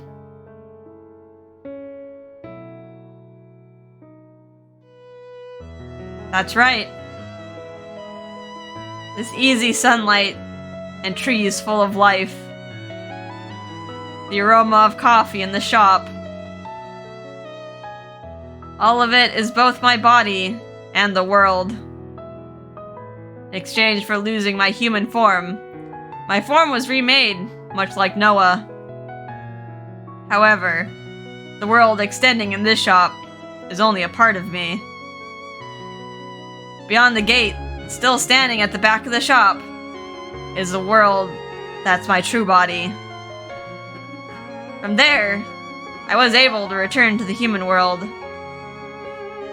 Just like Noah, I constructed a body, half ghost-like in form, and use it as my core to continue operating the shop.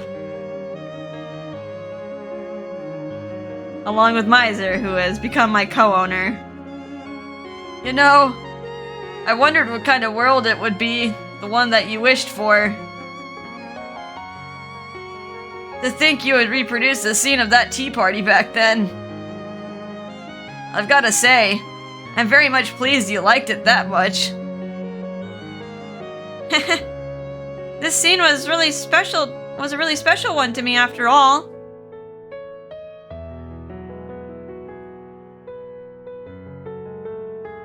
But the damage Misyr's body took in the world of end times was by no means minor. For a while, he was hospitalized often for surgeries, straddling the line between life and death. Mikado said it was a true miracle that he recovered to this extent. He's only been able to walk around like this very recently, after finishing rehabilitation.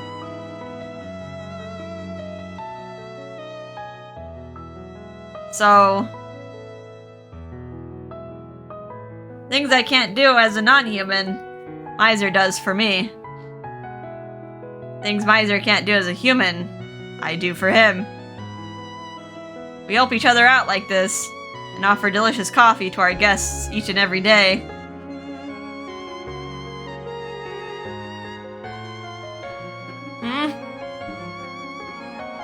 I go quietly and Misyr gives me a mysterious look. Oh, you know, now that I'm getting used to this body, I realize that I'm not human anymore. I'm a non-human and a world too. Things are pretty ridiculous, I must admit. The reality of it all just hit me. Kotone. If going forward after your lifetime passes, and I despair in my eternal life, much like Noah, I might remake the world beyond the gate into a really scary one. And it might one day affect the human world. Even still, Misyr.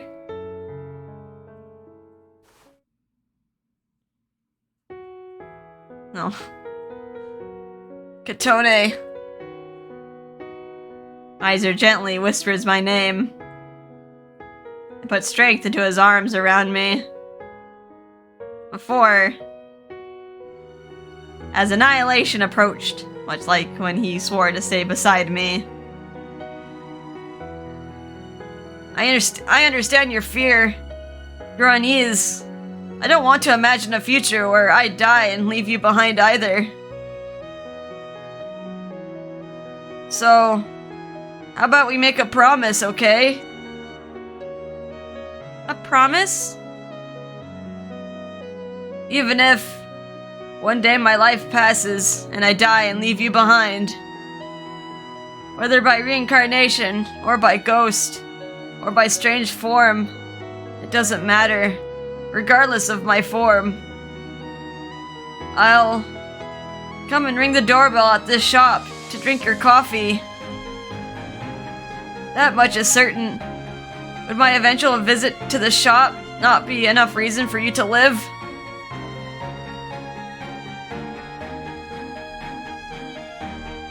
No, not at all. I'll be waiting, Misyr. I'm long accustomed to waiting for your visit after all. That was a night, girl. This is gonna be like, who knows how long. Wait. Are you holding my disappearance After all the turmoil of the demon world against me? Just a little. But it's why I can wait. It's because I love you. You are, more than anyone else, the one I cherish. Haha, I could say the same thing. I can say it any number of times, Kotone. I love you more than anyone in all worlds.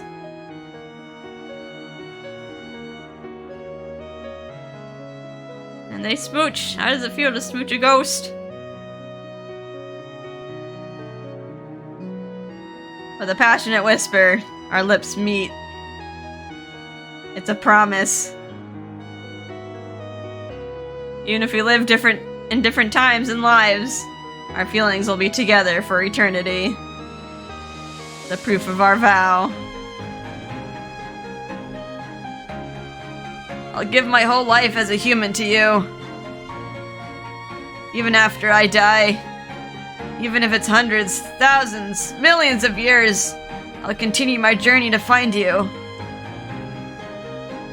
So when I finally reach you, I want you to greet me with the same smile.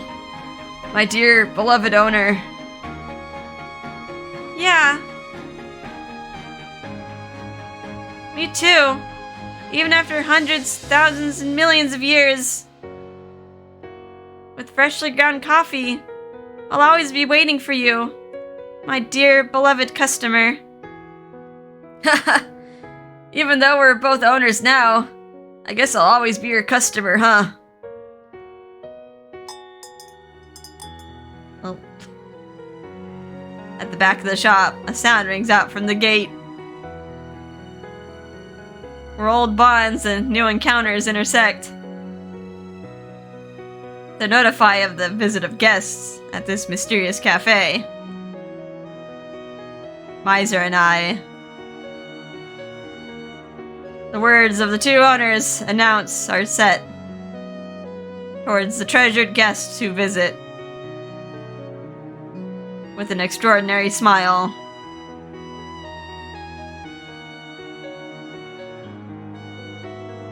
Welcome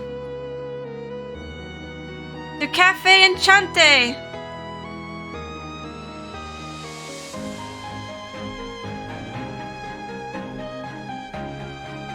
Finished. There should be no static this time, right? We've appeased the angry world.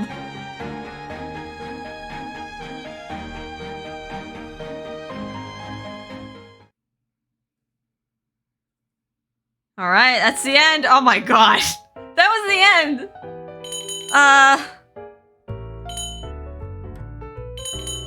Daily special. Okay, what is this? Okay, this is like probably where the CGs are. So that ending. It was bittersweet. I don't know what to think of it though. Like it didn't.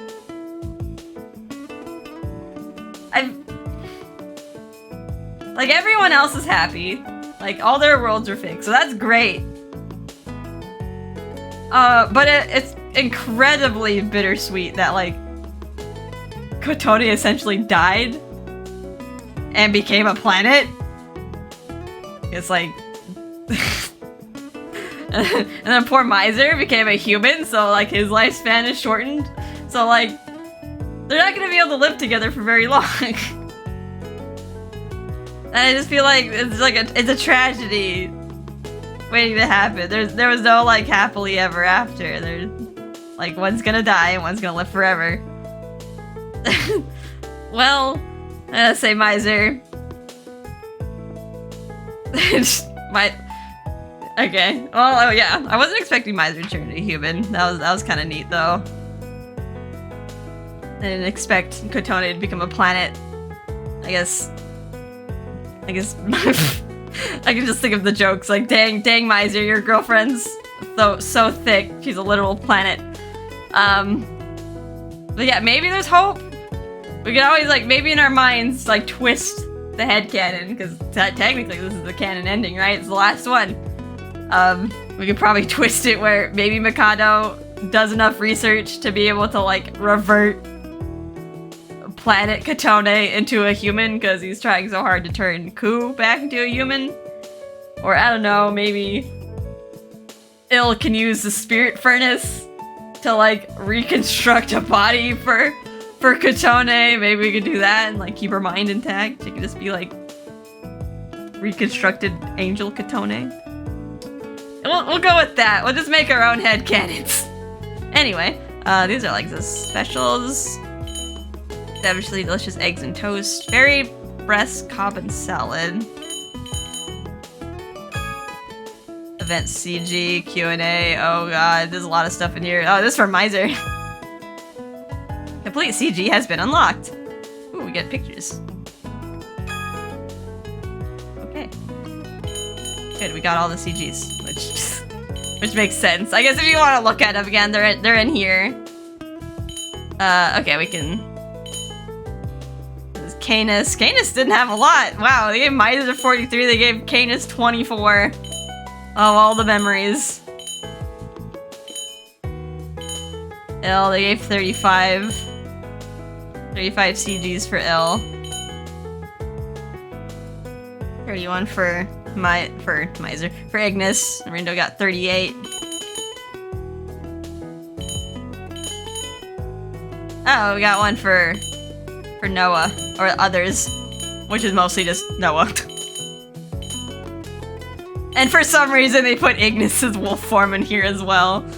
I guess like this is a new one for just like completing the game, I guess. Can we move it? Look at Il with his hair up with a suit. That's kind of nice. Kind of neat. Q&A. Oh. Do we really want to look at all this? Give us your profile. Okay, I guess I could just have these running. I think these would be voiced if I turned on the voices. Hey there, time to show you your old Team Demon King's profile. The name's Misyr Rex. My birthday is, I guess, November 11th? Hey, at least it's easy to remember my age. I forget to count after 10,000 years. Still, having someone to celebrate your birthday is quite something. I'm 175 centimeters tall. I personally wouldn't mind adding a few more centimeters. Okay, it's just like funny things. Your pastimes and talents. I like to read, you know, grab a book and relax over a cup of coffee while basking in the sun. Around the counter. Text is going too slow. I specialize in all sorts of destruction. No, I jest. Or maybe not. Joking aside, I guess I'm good with the piano. Oh. Oh, right. Yeah. You probably already heard some of my pieces. Like the music played at Amasaki Island. Or back at the garden. And things. When I get the chance, I'd love to play a piece. Just for you.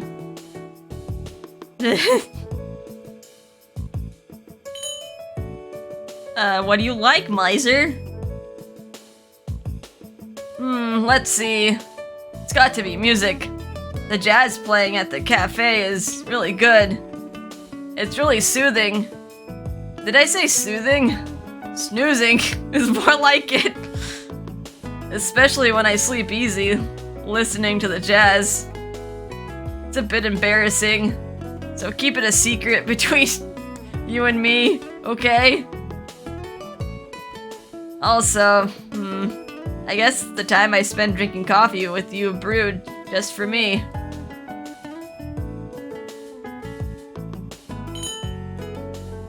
What don't you like, Misyr?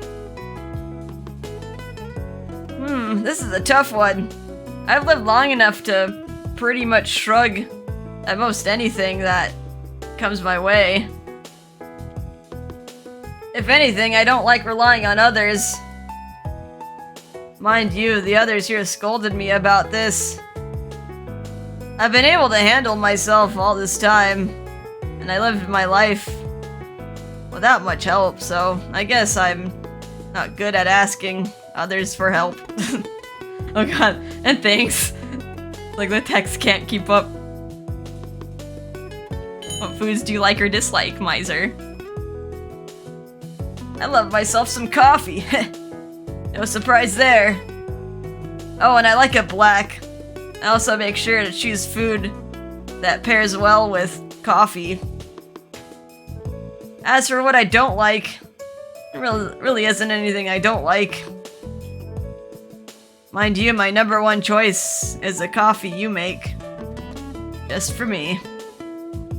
I'm pretty sure living in like a wasteland where like you can't eat anything, food just probably tastes wonderful. What kind of girl do you like? Someone who will always and without bias make a warm cup of coffee with a bright smile. These are like kind of funny. So yeah, that means you. Heh. Not much of a question. Or did you ask me that so you can hear me say my words of love to you? Probably. If I turned on the voice acting, you'd probably hear him say I love you. Tell us about your home world. Trust me when I say I've been through a lot there, but I still like it. The world of end times. Can't turn my back on Noah. I had a friend there who kept calling my name,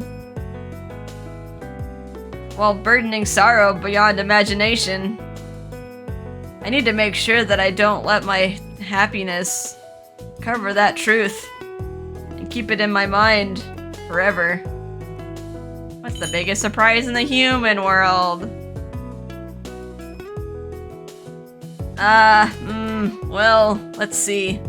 When I finally found the gate and arrived at Enchante, I was surprised to find out that you already went back to your parents and weren't around. Oh, I can't meet child Kotone. I thought you'd come by once in a while, but I didn't expect you to come back 15 years later. Look. Ah. What are your thoughts on Sawan? He was a strict mentor to me in ways of brewing coffee. Did you know that he kept doting about you all the time? He hid an album filled to the brim with pictures of you. When I found it, he chased after me, yelling that he'd punch me until I lose my memory. Ah, good times. Go ahead, go Grandpa. I'm freaking chasing like what he thought was like the demon lord. A message of love. I love you. I met you and you saved me.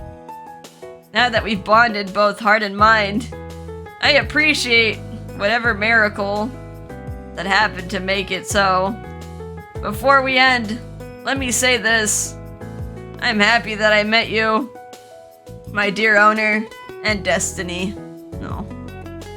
Misyr. I did like his route. I liked all the routes actually, but I kind of wish they built up the relationship a bit more during his route. I don't know, maybe like hang out a bit, go on a few dates. I feel like they were very quick to just constantly put Kotone in danger at the start of the route. Like more so than the other routes. I guess because like we kind of already got to know Misyr like bit by bit in each of the other 4 routes, but I felt like maybe they could have dedicated a chapter to them just hanging out. Just growing their love instead of just kind of pining for each other the whole time. Anyway, oh boy, Canis. Give this your profile, boy! My name is Canis Espada. Where I'm from, the concept of birthday doesn't exist. So when I came to the human world, Lord Sawan gave me the birth date of April 4th. He chose that date to represent the beauty of spring, based on my stories about the fairy world of Medio, and its beautiful flowers and trees. You may have heard from the other folks, but the reason why my birthday has matching numbers, oh, 4, is because it's easier to remember that way. Apparently, I've lived at least 500 years now. I am 6 feet 2 inches tall, a perfect build for a swordsman, I must admit. As for my weight, I shall remain silent. They still don't give us his weight. Does he weigh anything, or he must? Like, he freaking thunks around in armor. It just must be like an unimaginable amount of weight. What are your pastimes and talents? I enjoy a little bit of gardening and working out. I am especially adept at gardening. I can grow up most plant species of the human world fairly well. Nowadays, with your help, I'm enjoying it even more. I think. I hope the seeds we planted the other day bloom beautifully one day. That's what I did. They like spread a bunch of seeds in the fairy world after Yggdrasil went boom. What do you like? My likes, you say? The slow passing of time in the human world. I like the change of seasons that comes along with it. As you know, in Medio, all 4 seasons pass in a single day. Oh, I was also impressed with how different flowers bloom during different seasons. Medio originally only had one single plant, the world tree, at the root of all the different plants. Long ago, when told this story to Lord Swan, he suggested I should dabble in some gardening. He taught me how to grow flowers, and I've been hooked ever since.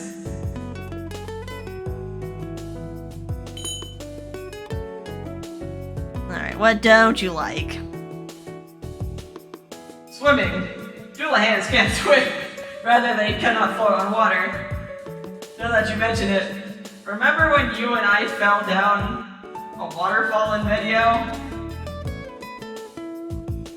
Back then, instead of swimming, I walked the floor of the basin, carrying you, while you were knocked unconscious. Until we reached dry land. Oh my. Oh god. Was she able to breathe? Oh god, you reminds me of just like some sort of Pirates of the Caribbean stuff where like the skeletons are just like walking at the bottom. Walking at the bottom of the ocean. What foods do you like or dislike? I like eating vegetables. This may be because I was born in the fairy world that governs the life of plants. I especially prefer juice containing ample amounts of pulp. Is that ironic? On the other hand, I don't like raw meats very much. Well, no one really eats meat without it being cooked. So it's not a big problem for me. Him and Ignis are like opposites. What kind of girl do you like?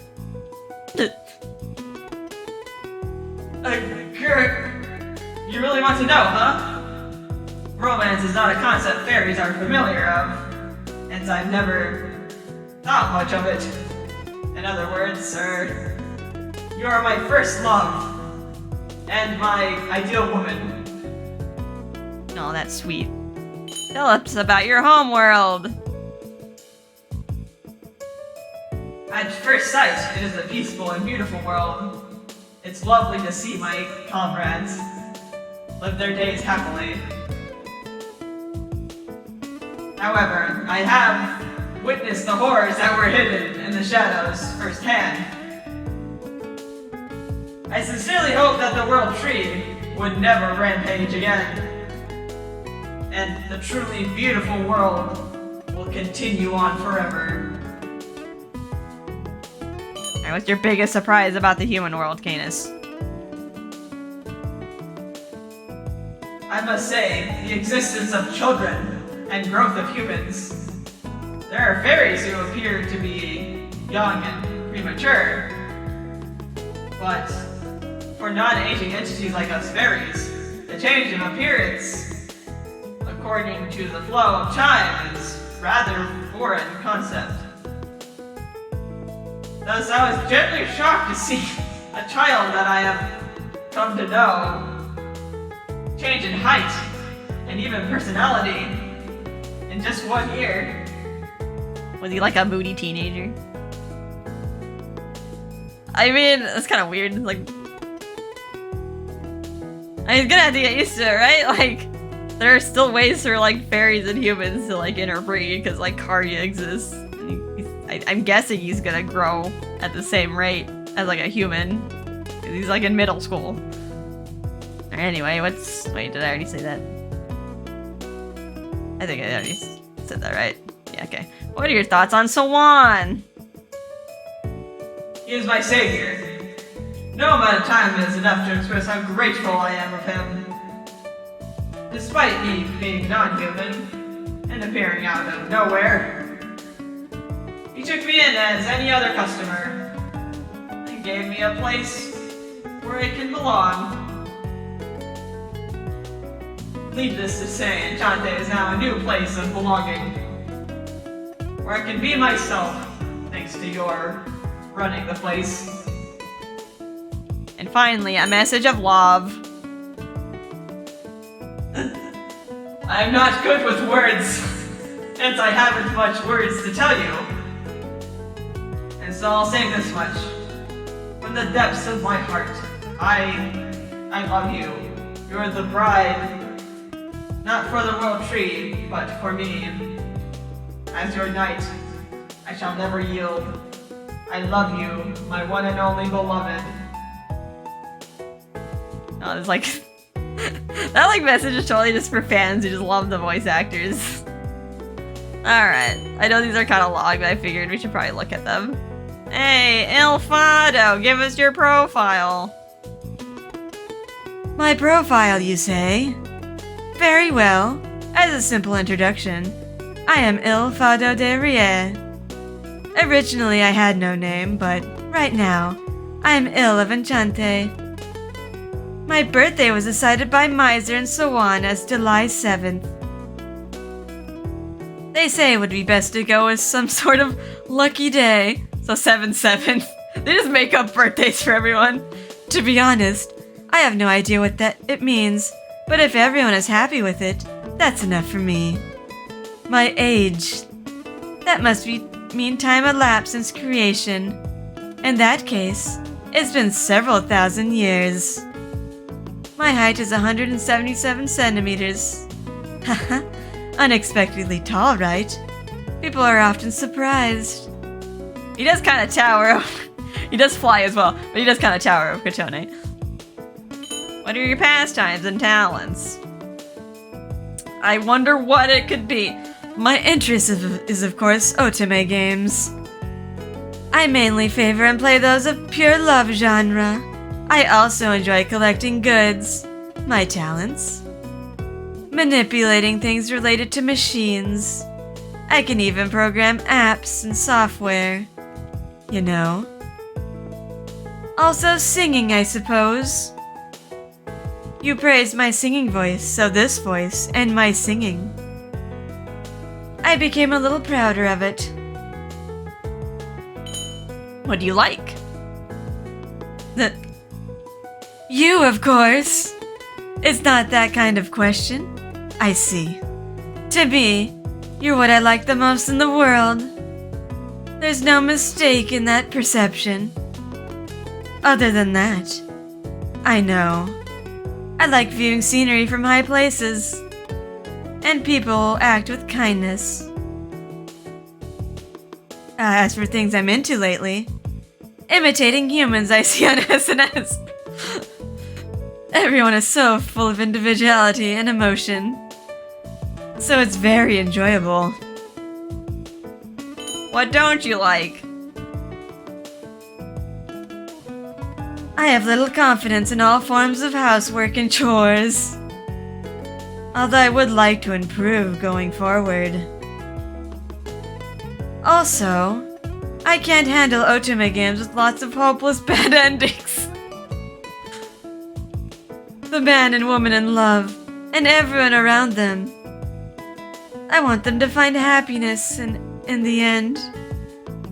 Like this one, where we're an emotional roller coaster each time. What foods do you like or dislike? I like all sweet things, especially ice cream. I also drink coffee, if it's made into a float.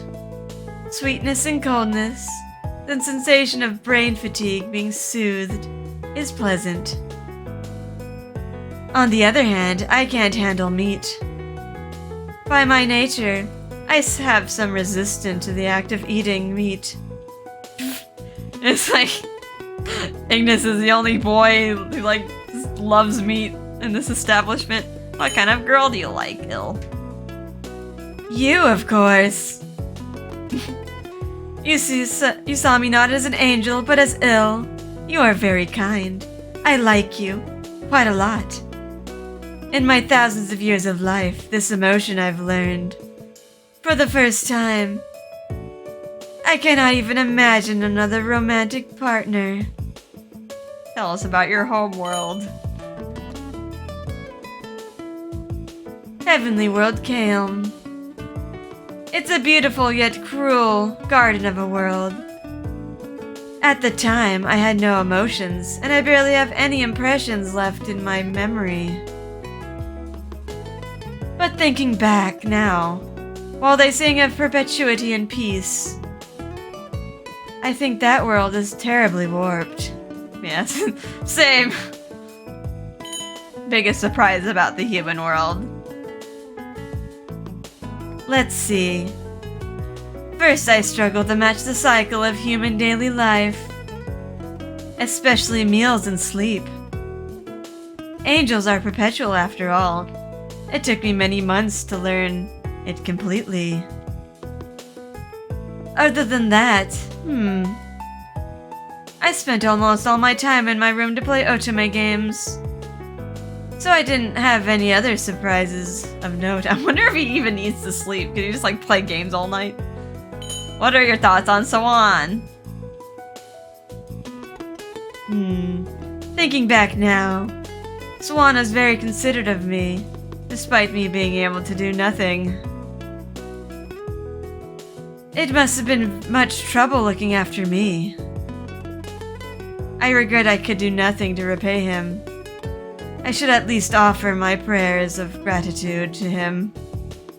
In heaven. Kinda weird that he still thinks that, where do humans go after they die? Heaven. Like, the same heaven? I don't know. The message of love. I love you. I like you more than I know how to express. Forever and always. I want you to be by my side. I want to be with you. Please never leave me. All that lies ahead of this emotion, joy and even sadness. I want to overcome it together with you. The soul that you saved. I believe from the bottom of my heart that I was born to love you. How sweet. Who's next? Ignis. Oh god, Ignis. Do I really want to voice Ignis? Last time we get to voice our boy. Give us your profile, boy. What? My profile? You want my name, birthday, and height? Well, I guess I could tell you. My name's Ignis Carbunculus. Wait, did I really have to tell you my name? Well, if you say forget, I'll flick my finger into your forehead. My birthday's August 8th. Or so it's set, of course, 8/8. The other regulars who got here before me decided on it. They said I'm hot as a firewolf, so it should be summery. My age is about 25 human years. Although who knows exactly how exact that is. My height is 173 centimeters. He's shorter than Il. Just so you know, as a humanoid demon beast, that's pretty tall.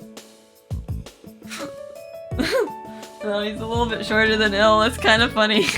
What's your pastimes and talents? My interests and talents are all sports related. I could easily do pretty much any of that, you know. Drink some water.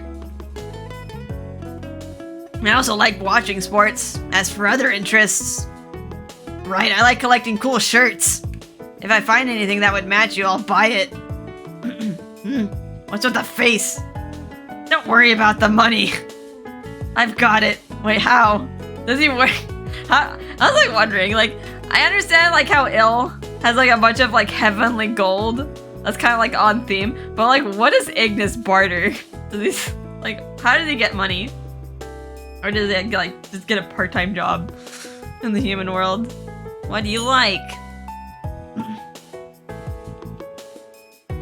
Things I like, huh? Let's see. I like the idea of cooking in the human world. I told you why I started liking it before, remember? But among them, I like the food you make by far the most. I think. What's with those surprised wide-open eyes? I was just saying that honestly, I think I can't help it. Oh, Ignis is like unexpectedly very reliable. Even though he's such a hothead. What don't you like, boy? Things I don't like. Stuff like perfume and permanent markers. Those artificial smells are too strong. Makes me want to die. Younger human women usually wear perfume. But you don't really stink like that. Yeah, I really like it. Your gentle scent. Oh, don't eat her. I guess like as a cook, it's kind of a bad idea to like wear heavy perfume because you could contaminate the food with that, with the vapors, with the volatile scents. Alright, what foods do you like or dislike? Meat dishes and spicy food. I like anything tasty and filling. Although, I can't handle vinegar at all. Not just the taste. The stench is the worst. To be honest, coffee isn't something I like either. So I don't drink it on my own. But maybe depending on my mood. What kind of girl do you like? In Bestie it said strength equals charm. Although I don't really like that sense of values. Just imagine him with like a big buff girl. Although, considering strength, I like a mentally strong woman. Even if she had a weak body. Also good at housework. And cooks good food. And doesn't get scared of me and talks freely. That's my ideal woman. Wait. I wasn't aware of it before, but is she actually a perfect strength for my tastes? What? You like Kotone? What? Tell us about your homeworld. I don't like their sense of values. Like how killing each other is perfectly fine. Although I'm not really one who can talk about it now. But that incident made a change in that little world. Bleh. Just knowing that truth makes me feel a little bit saved. What's the biggest surprise about the human world, Ignis? I was shocked by how peaceful it is. Or maybe it was anticlimactic. To be honest, I was a little jealous. How killing is a crime. Now everyone is aware of that. Also, well, you know. When I saw how species close to me like dogs are kept as pets. That had really mixed feelings. What are your thoughts on Sawan? To me, he's someone I owe a debt, no mistake. If the old man didn't give me food back then, I would have probably given in to my predatory instincts on the spot. And Seeing how that connected to meeting you, his granddaughter, I feel even more need to bow my head to Swan. I feel like this strange sense of fate to it. And finally, a message of love. No. From the bottom of my heart, I'm in love with you. You're my fated pair. My feelings for you are my real instinct. But it's troubling. No matter how much I hold you and kiss you, there's no relieving this instinct. So, be prepared to go further, alright? Oh my. Anything and everything about your being. I'm gonna love it through and through. How passionate. How fiery and passionate. And then finally, last, we got Rindo. They gave us his street clothes. Give us your profile. Huh? You're interested in an old man like me? Heh. I'm just kidding. The name's Kaoru Rindo, born on September 28. 42 years young. I'm 180 centimeters tall, holy cannoli. I'm not as tall as Canis, so it's nothing to wave a stick at, right? He's taller than hell. Well, at the very least, I'd make you look good if we took a picture together. On a date. He's like the only one who has a birthday that like wasn't just made up. What are your pastimes and talents? My pastime is driving. I guess it's in my blood to drive. In fact, I usually drive all over the area when I have time. You know how crazy that is nowadays? You know the price of gas nowadays? Not that I have any destination, mind you. I just play my favorite music and drive to wherever. It's pretty fun, you know. I guess you can say I'm good at cooking. Heh. Or rather, I got good at it because of you. Then again, I have the knack of buying too many things. So I need to control my spending habits a bit more. What do you like, Kaoru Rindo? Vacation? Hey, stop with the look on your face. I was just pulling your leg. Alright, because he works at the cafe now. I know I don't look it, but I'm actually a Sentai Hero action film. Oh, he likes those. I usually pre-record the shows and binge-watch them during my days off. Mind you, it's not only for kids. It's like Power Rangers, right? The choreography and scripts for them are so good that it'd make a lot of adults sit on edge of their seats. What don't you like?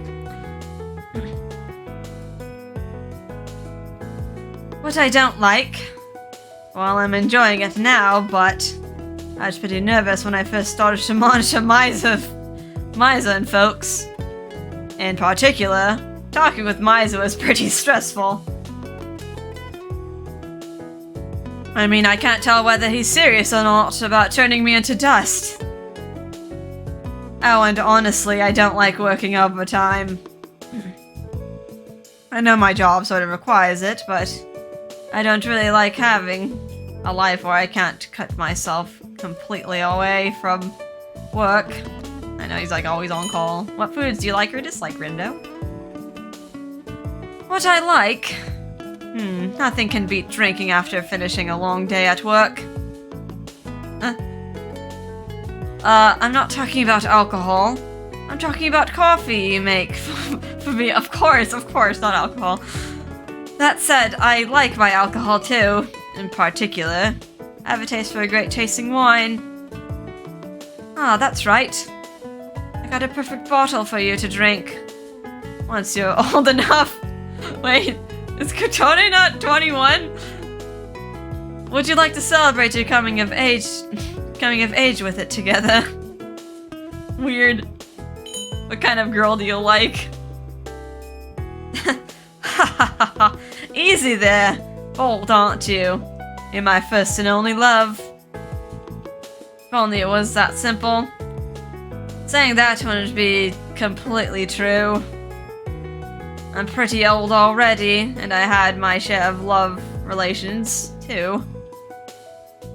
But believe me when I say that the person I want to hold hands and walk together with is you. Oh, how sweet. Tell us about your workplace.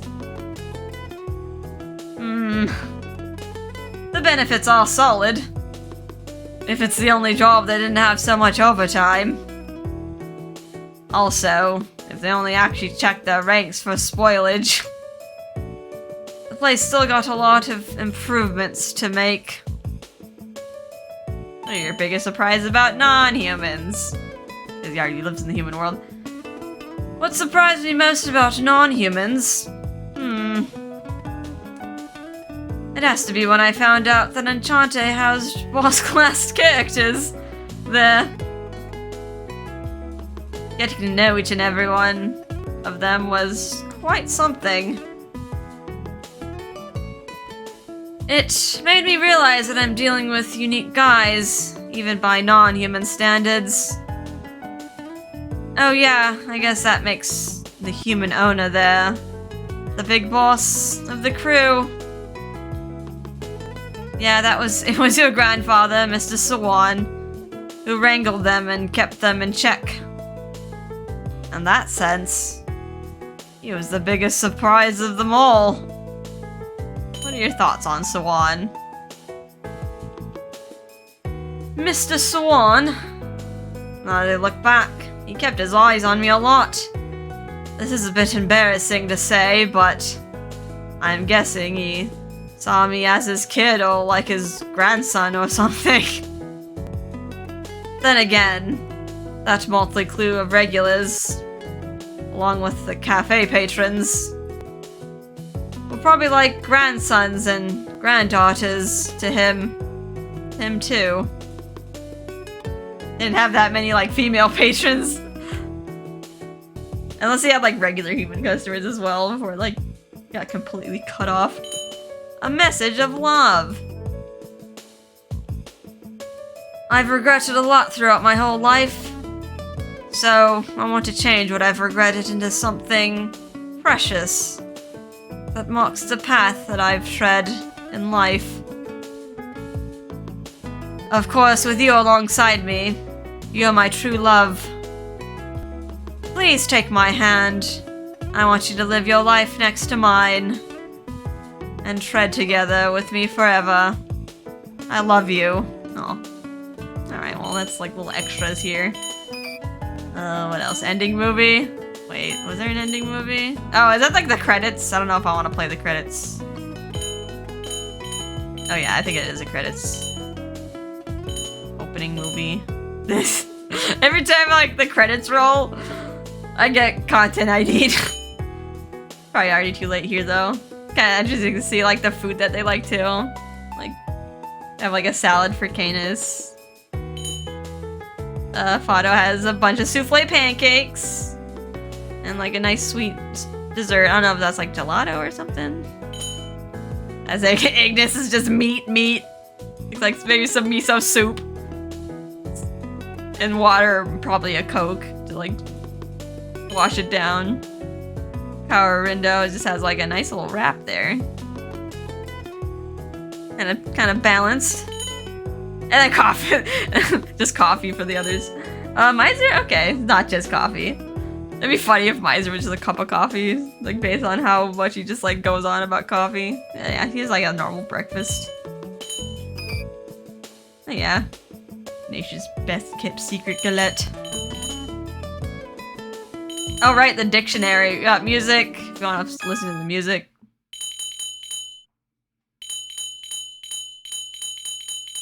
Well, we've heard all of this. A villain smile. Burn. Remember when Dromi like messed up everything? And then we have the dictionary. I should have completed all the terms, I think. Except for one. There's one dictionary term in Rindo's route that you have to like pick a wrong answer for. Okay, it's just like Angel's Judgments. Whoa, there's so many. Rokon. Remember when they gave us a dictionary term for that? There's a lot of pages. Here's his face. Never got to see his face. I was actually hoping they would like somehow construct his face or just like show an outline or something. Dromy. My favorite character to voice. Enchante origin. In French, it roughly means hello, pleased to meet you. Yeah, we've seen all of this.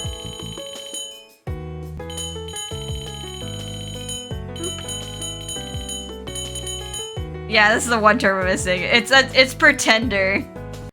At like the first option in Windows, right? You have to like pick the wrong answer. I don't know if I really want to go back for it. Probably like no big deal. I also don't really feel like going for the bad endings because I think the bad endings are just like you either just go on with normal with the shop or like you die.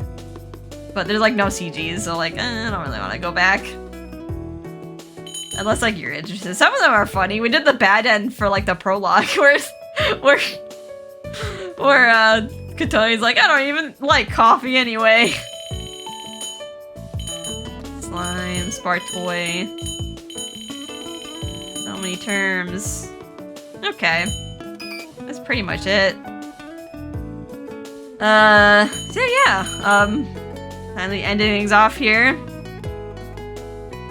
Yeah, it was fun. This is a lot. This was a big Otome game. Wasn't expecting it to be what it was. I was definitely expecting a more wholesome, like, cafe kind of thing. But the stories were interesting. And they really got you to, like... They really sold you on the characters. I was, like, attached to everybody. And yeah, I just like got to love them all in the end. There wasn't like really anyone I didn't like. The only thing I didn't like is probably like the canon ending. I didn't like how they just did Kotone like that. They made her like a planet ghost thing. It's like the only thing I didn't like. And yeah, I am fully willing to do more Otome games. They're kind of easy to do, as long as they don't have like boobies in it or something. or like really explicit. So I have to check the ratings on them, of course, but they're easy to pick up and play. Like I just like pick up like a non-spoiling guide. They're a lot easier for me to just pick up and go as long as my voice holds out. There's a lot of times where my voice just died out in the middle. In the middle of a lot of routes. I had to like drink a lot of water. But yeah. I'd definitely like to do some more Otome games. And yeah, they take a lot less research than if I was like doing a Harvest Moon game too. Like those take a lot to prepare, I gotta say. But anyway, I'll end things off, and yeah, I hope you guys had a fun time with this story, this Otome game. And we'll see you in the next LP. Bye-bye.